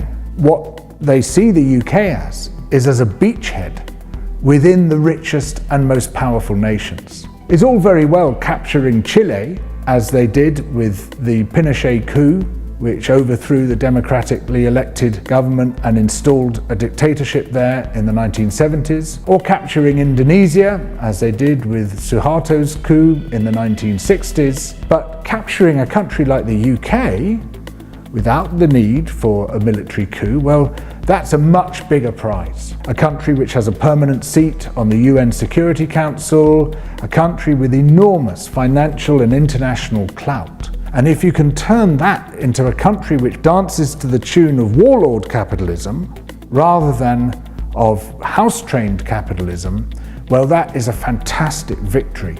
So whether you think this characterization is perfect or not, I would encourage you to take what we just saw and then see if you can hear any of the same overtones or anything that rhymes in what economist Adam Tooze is saying here in this interview. I mean, this is where it's just another analytic that Tim Barker offers us in his fabulous piece, which is the difference between like sectional interests of business. I mean, it's a little glorified to refer to crypto as capital, but you know, sectional interests of business and you know the overall hegemonic interests of what we might think of as capital in the US in general. But is this another one of those, you know, bottom-feeding, you know, business interests that can see the opportunity of a candidate who's running out of money? I mean, you know, Trump was under serious financial pressure. Harris massively outraised him in the end. He needed all the help he could get, according to conventional metrics. And here are a bunch of people who are very happy to chip in, you know, the equivalent of hundreds of millions of dollars to back his campaign as long as he said the right things. Like, it also seems to be some, you know, quite touching, like, personal stories about Trump trying to get close to his younger son, and like his son gone to college and has come back as a like crypto bro, and now Trump's having like intimate little chats with young Trump and like discovering this new world and gets on the bandwagon. And then it just totally unhinges because he starts saying these wild things about, you know, printing trillions of dollars, and you know, it's a very revealing cameo of the incoherence of politics at this moment. And again, I would argue that one of its defining features and its defining element of the crypto subculture is that it is against bien-pensant, established opinion in financial circles, right? So what I kind of am interested in is something that sort of sits beneath class or to the side of it. It's incorporated within the class analytic, and it's really this idea that you can define the Trump coalition across classes. There's clearly folks from the ownership class, from whatever you might want to call business or capitalist class, and working class Americans who are aligning with Trump. And what is it they're aligning around? Seems to me they're aligning around an antagonism towards what some folks have labeled the professional managerial class. If we use that as a more adequate tag for what we're measuring when we say above 100,000, because that's no capitalist after all, and college education, and then a bunch of liberal values that we can get by way of opinion polling that all cluster around that, then we've got something we can work with relationally. In other words, towards that, then a whole variety of other groups form antagonistic relationships. So, within the owning class, it seems to me very clear that there's a distinction between more corporate capital and more freebooting capital. The distinction between running a big bank, for which, as Jamie Dimon said, you need a psychiatrist and a lawyer, or running a private equity business or a hedge fund where it's you and 200 of your best mates living out your bro fantasies. Like that kind of capital, it's really big, there's billions of dollars at stake, but it's not mega cap, right? And the same in the tech sphere in Silicon Valley, it's noticeable that the big platform businesses, the Nvidias and so on, and the Alphabets and so on of this world, are much more clearly Democrat, corporate aligned than what mid-cap, somebody like Peter Thiel, who's a billionaire, but he's not actually in the super league, right, of Silicon Valley. You can keep doing this. Like I was really struck by evangelical voting. Like, why are these people voting for Trump? It's not because he lives a religious lifestyle. It's because they perfectly well recognize that liberal modernity is a much bigger threat to their understanding of the future of America than a fallen man like Trump, who's just run-of-your-mill dude, like misbehaving. So I think this analytic really helps us, and to my mind, that would be the way in which I would try and understand this and again, this is not new, it's been building over time, and it is itself triggered by the way in which the professional managerial class realigns itself towards a pretty solid identification with neoliberalism under Clinton and so on. So by now, with our chorus of voices here, I hope that you can begin to hear the rhyming that I'm trying to get at. But before we move on to our closing section, I have one more clip that I'd like to play for you to add some dimension to this section. Peter Thiel came up a little bit earlier, but now we're going to hear about a very bizarre statue in Peter Thiel's office. The writer Barton Gellman noticed a curious kind of sculpture in Thiel's office that Thiel specially had commissioned by a renowned artist. I tried to get an image of this sculpture, and it does not exist on the internet, but I trust it's perfectly insane. But in the sculpture, there's a sword-wielding hero who looks uncannily like Peter Thiel himself, and this sword-wielding hero is staring down a lion and the dragon. The lion is labeled fair elections, and the dragon is labeled democracy. So Thiel evidently wants to slay both fair elections and democracy, and he basically says as much in this interview with the Atlantic journalist. He repeatedly mentions his lack of faith that philosophy, that democracy can shepherd us to a safe 21st century. So, although Gellman's instinct is right, he's kind of horrified by this sculpture of the sword-wielding Peter Thiel vanquishing the democratic lion and the fair election dragon. He kind of misses a reference that it's very obvious that Thiel is making here. So Thiel, for all his many and numerous faults, is legitimately well steeped in German philosophy, and he's an avid reader of Nietzsche in particular. The lion and the dragon in this sculpture that Thiel has commissioned is very explicitly a reference that Gellman doesn't pick up on to a parable from Nietzsche's Thus Spake Zarathustra. In the parable, Nietzsche imagines a lion confronting a dragon, who the philosopher identifies with civilization's old values. Nietzsche says, the dragon is thou shalt. The dragon demands we do things as they always have been done. And in this parable, Nietzsche says the lion enters the wilderness, but this dragon stands in his way. This thou shalt prevents the lion from going where he wants to go. Nietzsche writes, the dragon, sparkling with gold, scale-covered beast, and on every scale glittereth golden, thou shalt. The values of 1,000 years glitter on those scales. Nietzsche says the lion represents something like the will to refuse the status quo, to reject everything that came before. The dragon demands, thou shalt, or you will, and the lion says, I will not, I shall not. So the lion is strong. Nietzsche makes a point of this. The lion can kill the dragon, but that's all the lion can do. It can do away with the old civilization. It can say, I will not, but it won't put anything new in its place. The lion rejects the past and the old world without having a substantive vision of the future is the point of this parable. So what replaces the lion? This is where the parable gets interesting. Nietzsche ends the parable by saying, just like the dragon, the lion also has to be vanquished. And what is replaced by the lion is not an even stronger beast, but a child. What can the child do, which even the lion could not, Nietzsche asks. Why hath the lion, become a child? The philosopher answers this question himself. He says, innocence is the child, and forgetfulness, a new beginning, a game, a self-rolling wheel, a first movement, a holy yes. Yes, for the game, my brethren, is creation. There is needed a holy yes unto life, and life is capitalized here. Its own willeth now the spirit his own world. So the child is the hero in Nietzsche's parable because only the child, who represents the future or the fundamentally new, is able to create new values, to destroy the dragon and design a new system, to not simply reject what came before, but to create something novel in its place. And this is a kind of cosmic dice roll, Nietzsche says explicitly. And as we're thinking, as Emil and others have sort of explained, the way people like Elon Musk and Thiel talk about AGI is it might kill us, but we have to do it. It's the cosmic dice roll that we have to take. And this is how Nietzsche's parable, which Thiel is very obviously referencing here, explicitly ends. The child says yes to life, to the species is one way of thinking about that, and to the creation of a new world. So isn't this more or less how tech billionaires think about AGI? Tech billionaires in particular who are worried about the threat of human extinction. They see themselves as Nietzsche's child, as defending the future of life and the creation of a new world. They see themselves as people who will not simply tear down the old civilization, but will build a better one in its place. And as they rush to build AGI, a technology which again they insist could either save the world or destroy it, they do not ask the permission of people or a government, right? Governments, democratically elected governments, are the dragon that Thiel wants to get past. This old set of values he no longer believes in.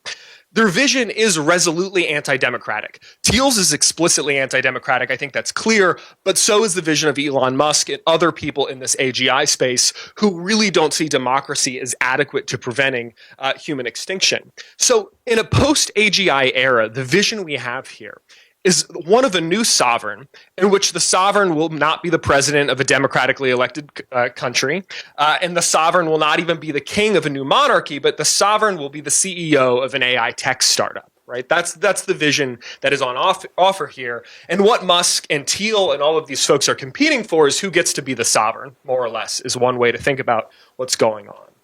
So by now, I hope you can see where this is all going, and I hope you can see why I've chosen to talk about this, and why I've chosen to present discussion around Project 2025, and around the 2025 Trump presidency, and around all of this as an international thing, and the project itself as a portion of a greater international project being forwarded in one way or another, directly or indirectly, by these guys over here to destroy this stuff over here. Now, if you're not a little bit of a history nerd, then this kind of stuff and these bizarre unholy alliances might seem a little bit unfamiliar, but let me assure you, the pre-war geopolitical setup was equally as wacky at times.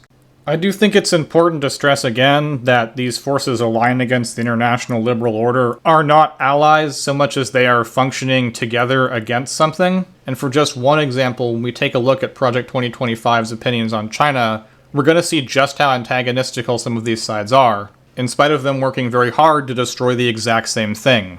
And so, since we've covered a ton of ground and hopefully roughly sketched out a picture of what I've been trying to get across this whole time, I think we can finally start moving towards wrapping things up for the video.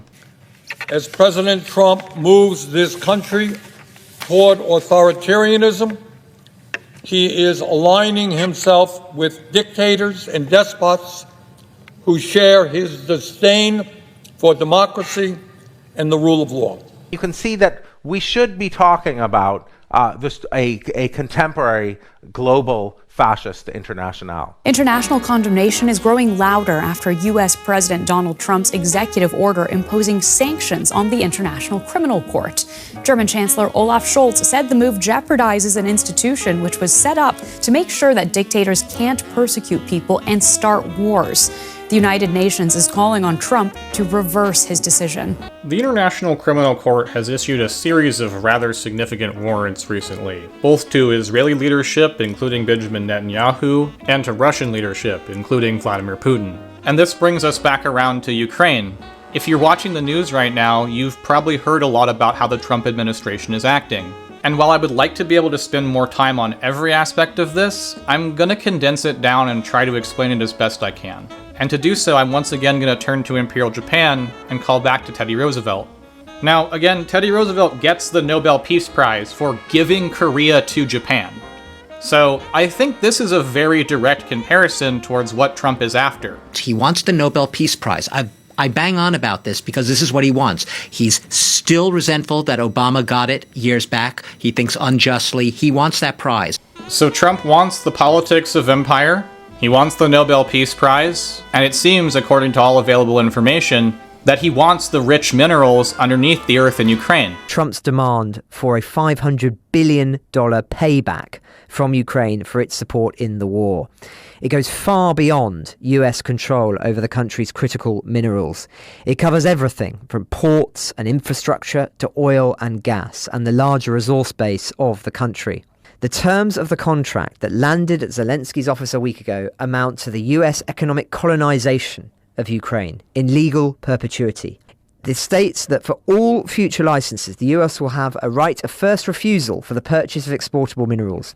Washington will have sovereign immunity and acquire near total control over most of Ukraine's commodity and resource economy. The fund shall have the exclusive right to establish the method, selection criteria, terms and conditions of all future licenses and projects. It seems to have been written by private lawyers, not the US Departments of State or Commerce. And in order to get the prize, and to get Ukraine's rare minerals, Trump and his cohorts are going to have to unwrite reality. But what Trump is doing isn't just creating his own version of unreality. He's aligning himself with the existing unreality coming out of Russia. Now, the practicing of unreality is something we discussed in the previous primer video, so I encourage you to go back and look at that. But this unreality is how presidents become dictators, dictators become presidents, and how wars of aggression, and criminal acts that include the kidnapping of thousands of children turn into an opportunity for Trump to receive a peace prize. The United States and its longtime European allies engaged in a showdown in the United Nations on Monday. In the General Assembly, Ukraine introduced a resolution demanding Russian withdrawal and for accountability for Russia's war crimes.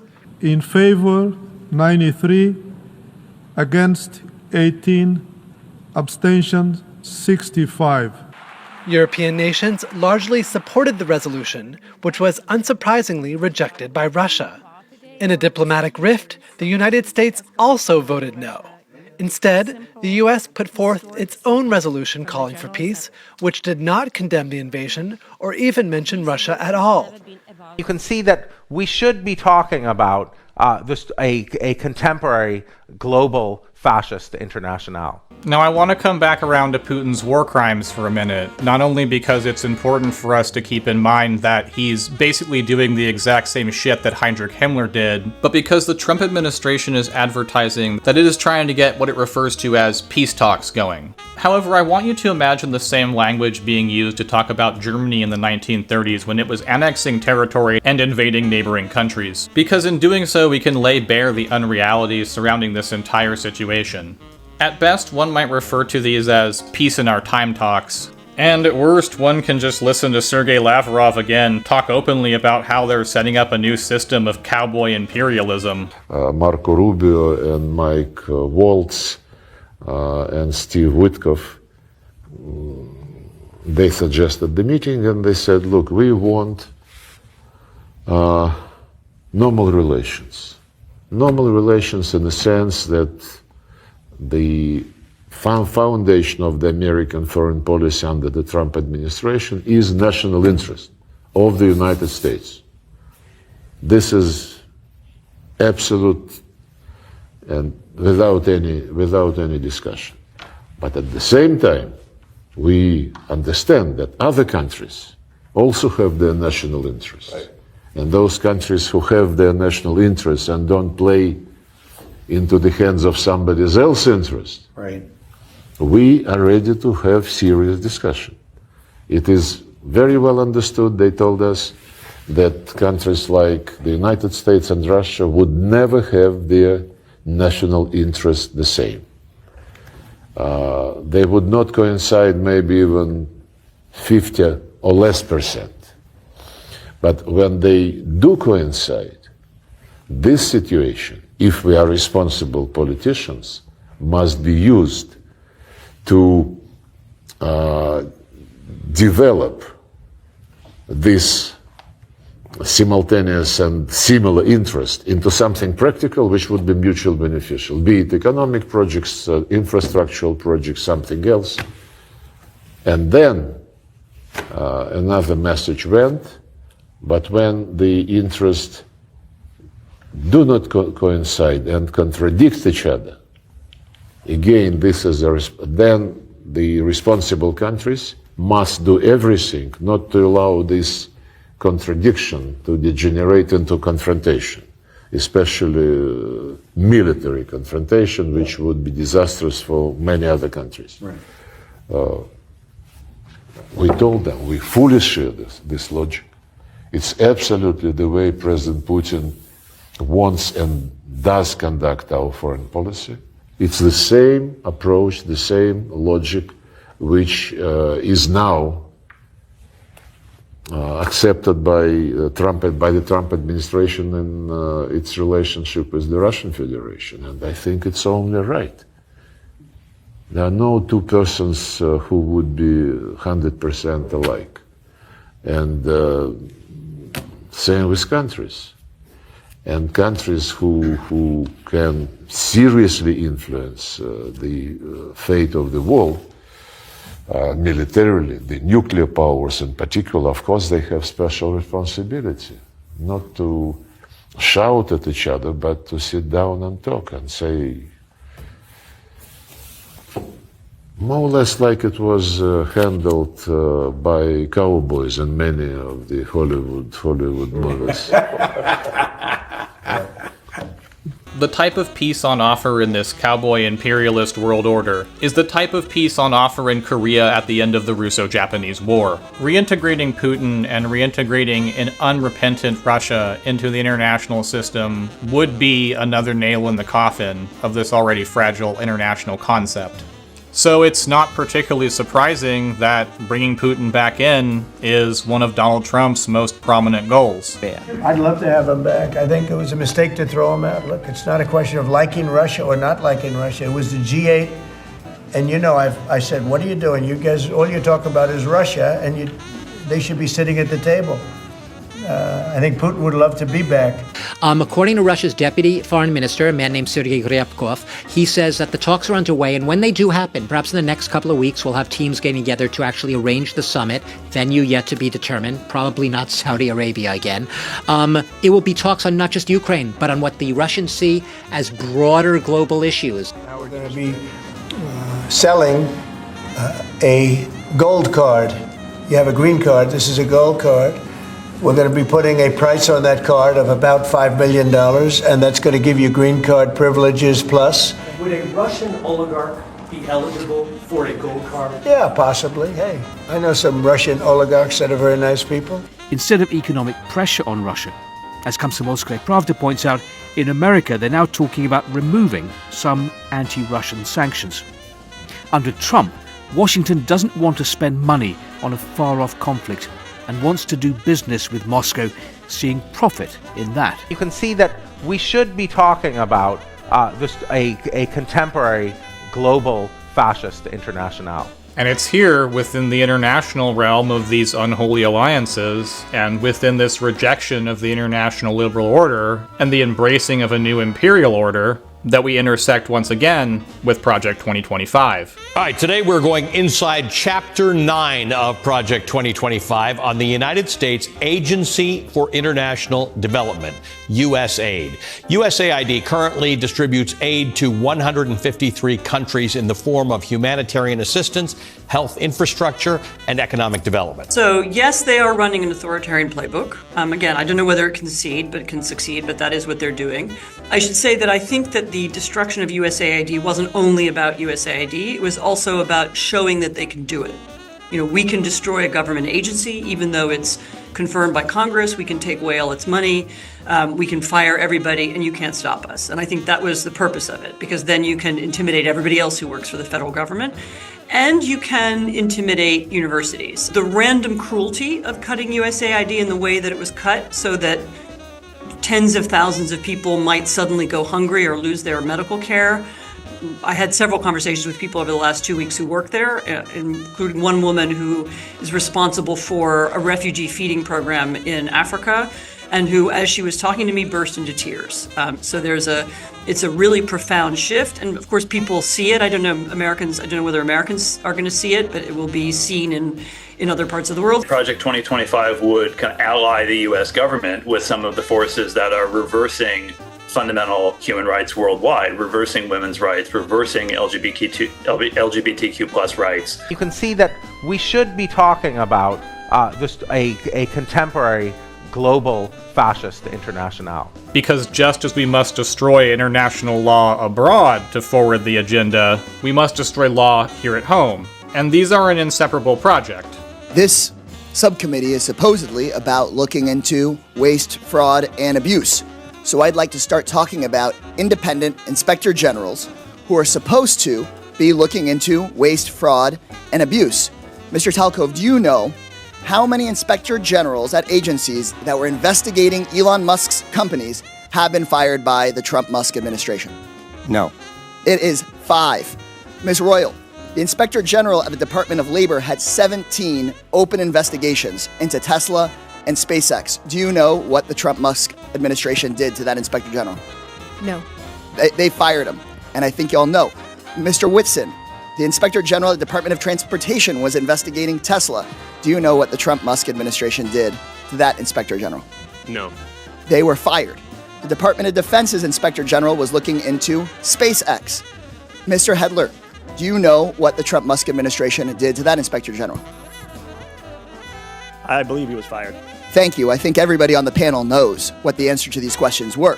The U.S. Department of Agriculture Inspector General was investigating Musk's Neuralink. Mr. Talkov, now I'll ask you again under oath, do you know what Mr. Trump did to that Inspector General that was looking into one of Musk's companies? No. He was fired.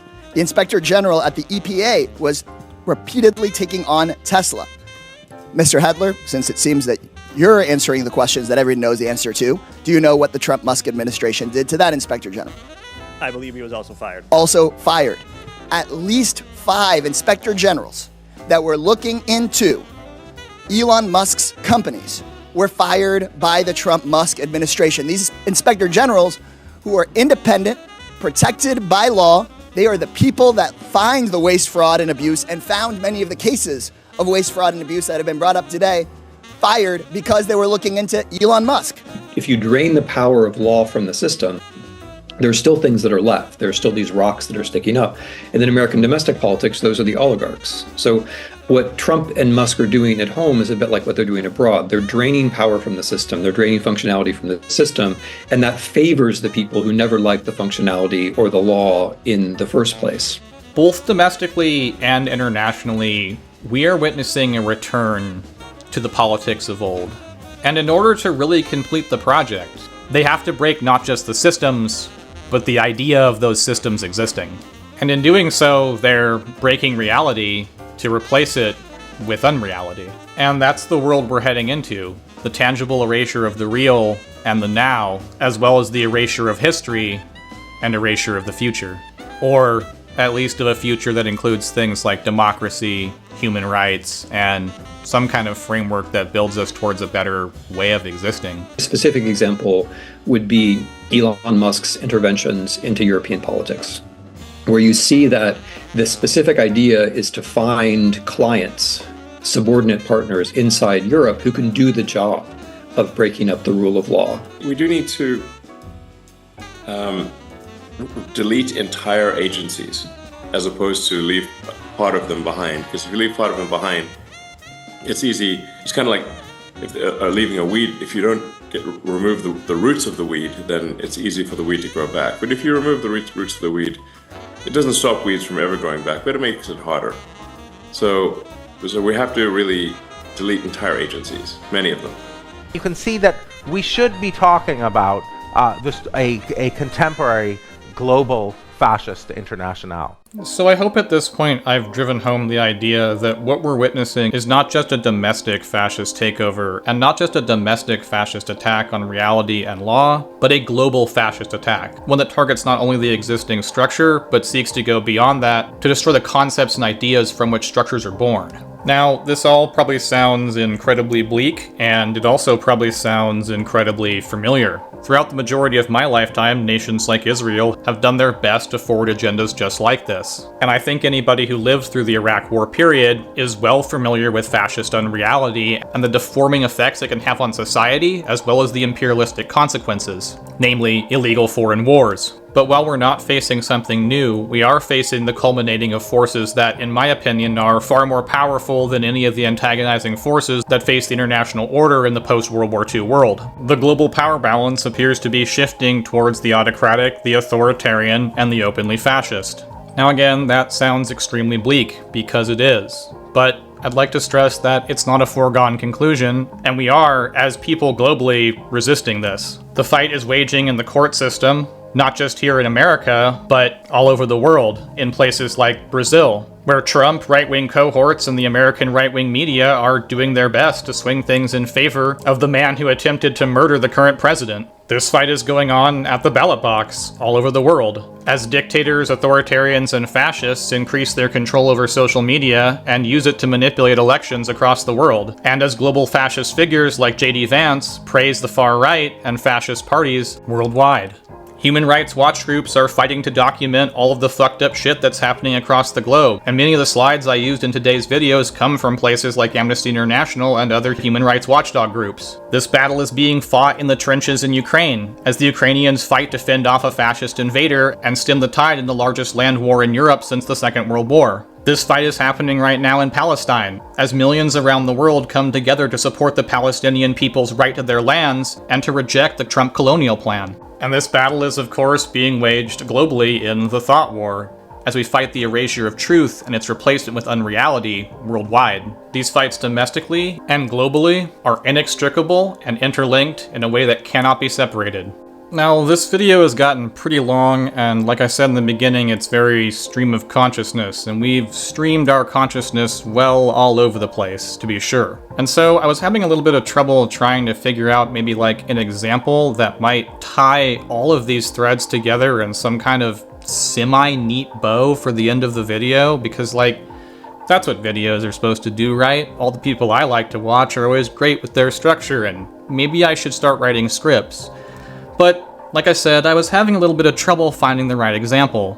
And so I got a little bit lazy and decided to just pick on Jack Posobiec. Now, if you're unfamiliar with Jack Posobiec, meet Jack Posobiec here at CPAC. Donald Trump is not violating the Constitution. Donald Trump is restoring the American Constitution. Donald Trump is the living embodiment of the American Constitution.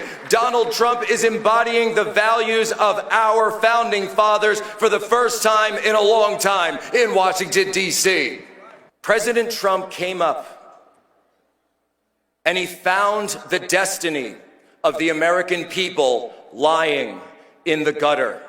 And he picked it up with his bare hands and he yelled, "Fight, fight, fight!"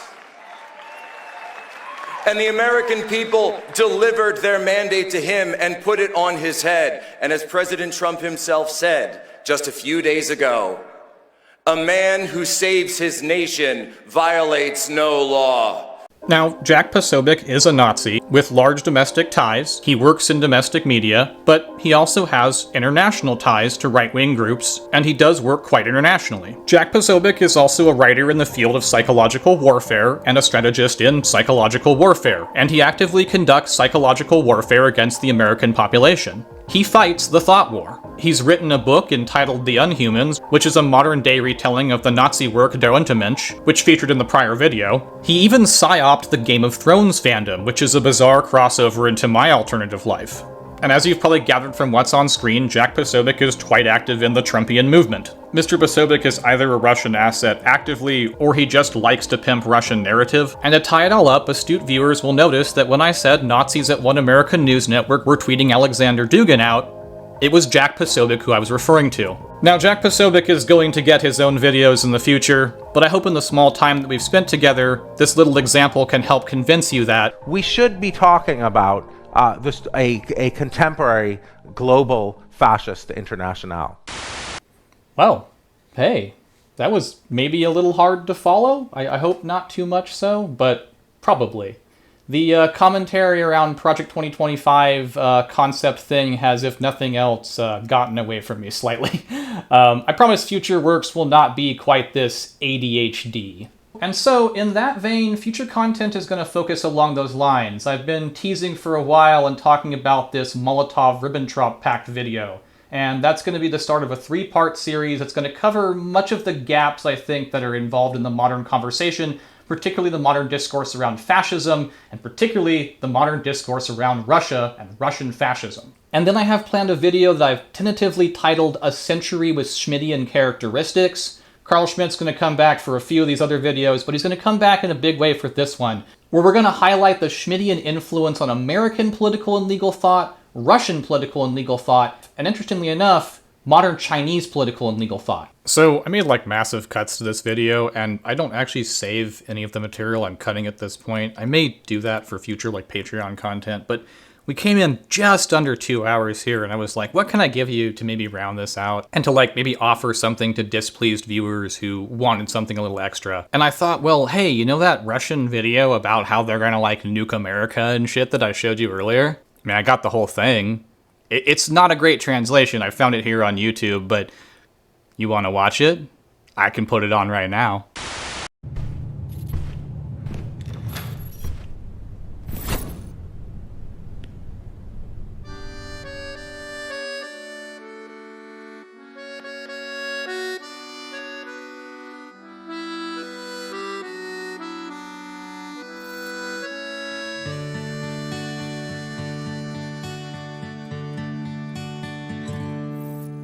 Богатырь с электроникой сложной защитить свою родину рад.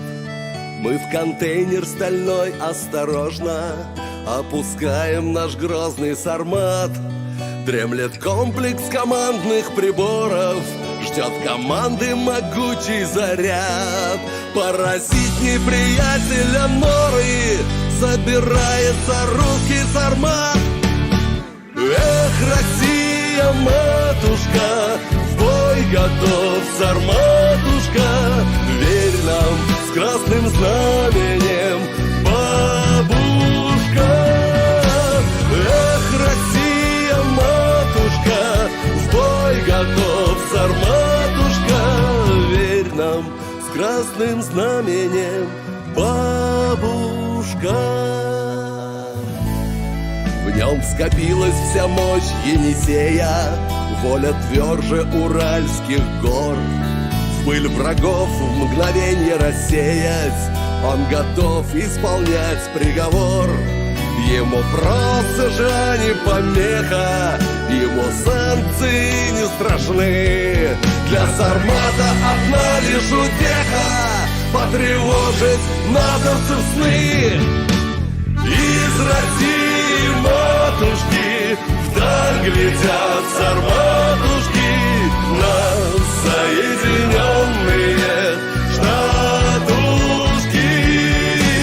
Из России матушки вдаль глядят сарматушки, нас соединенные штатушки. Наш Сармат — инженерное чудо, наш Сармат — мощный голос страны. Пусть боятся Бандеры, Иуды, поджигатели новой войны.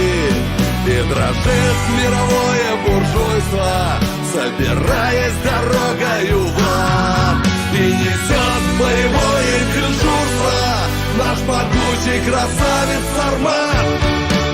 У России матушки на посту Сарматушки, на шевронах и в сердцах бабушки. Эх, Россия, матушка, в грусти супостатушка, перемоги нет одна зрадушка.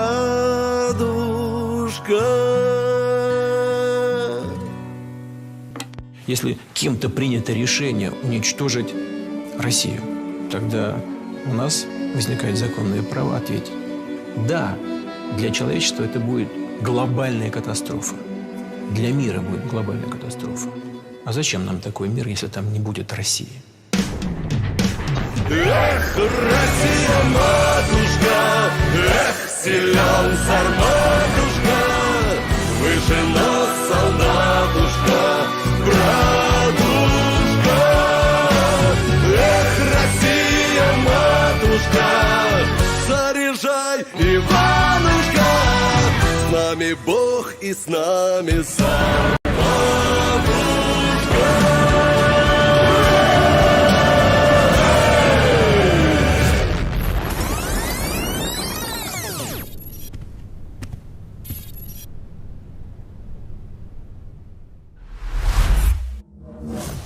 Well, I hope that makes up for any shortcomings in the video. Don't forget to like, share, and subscribe, and I will see you next time.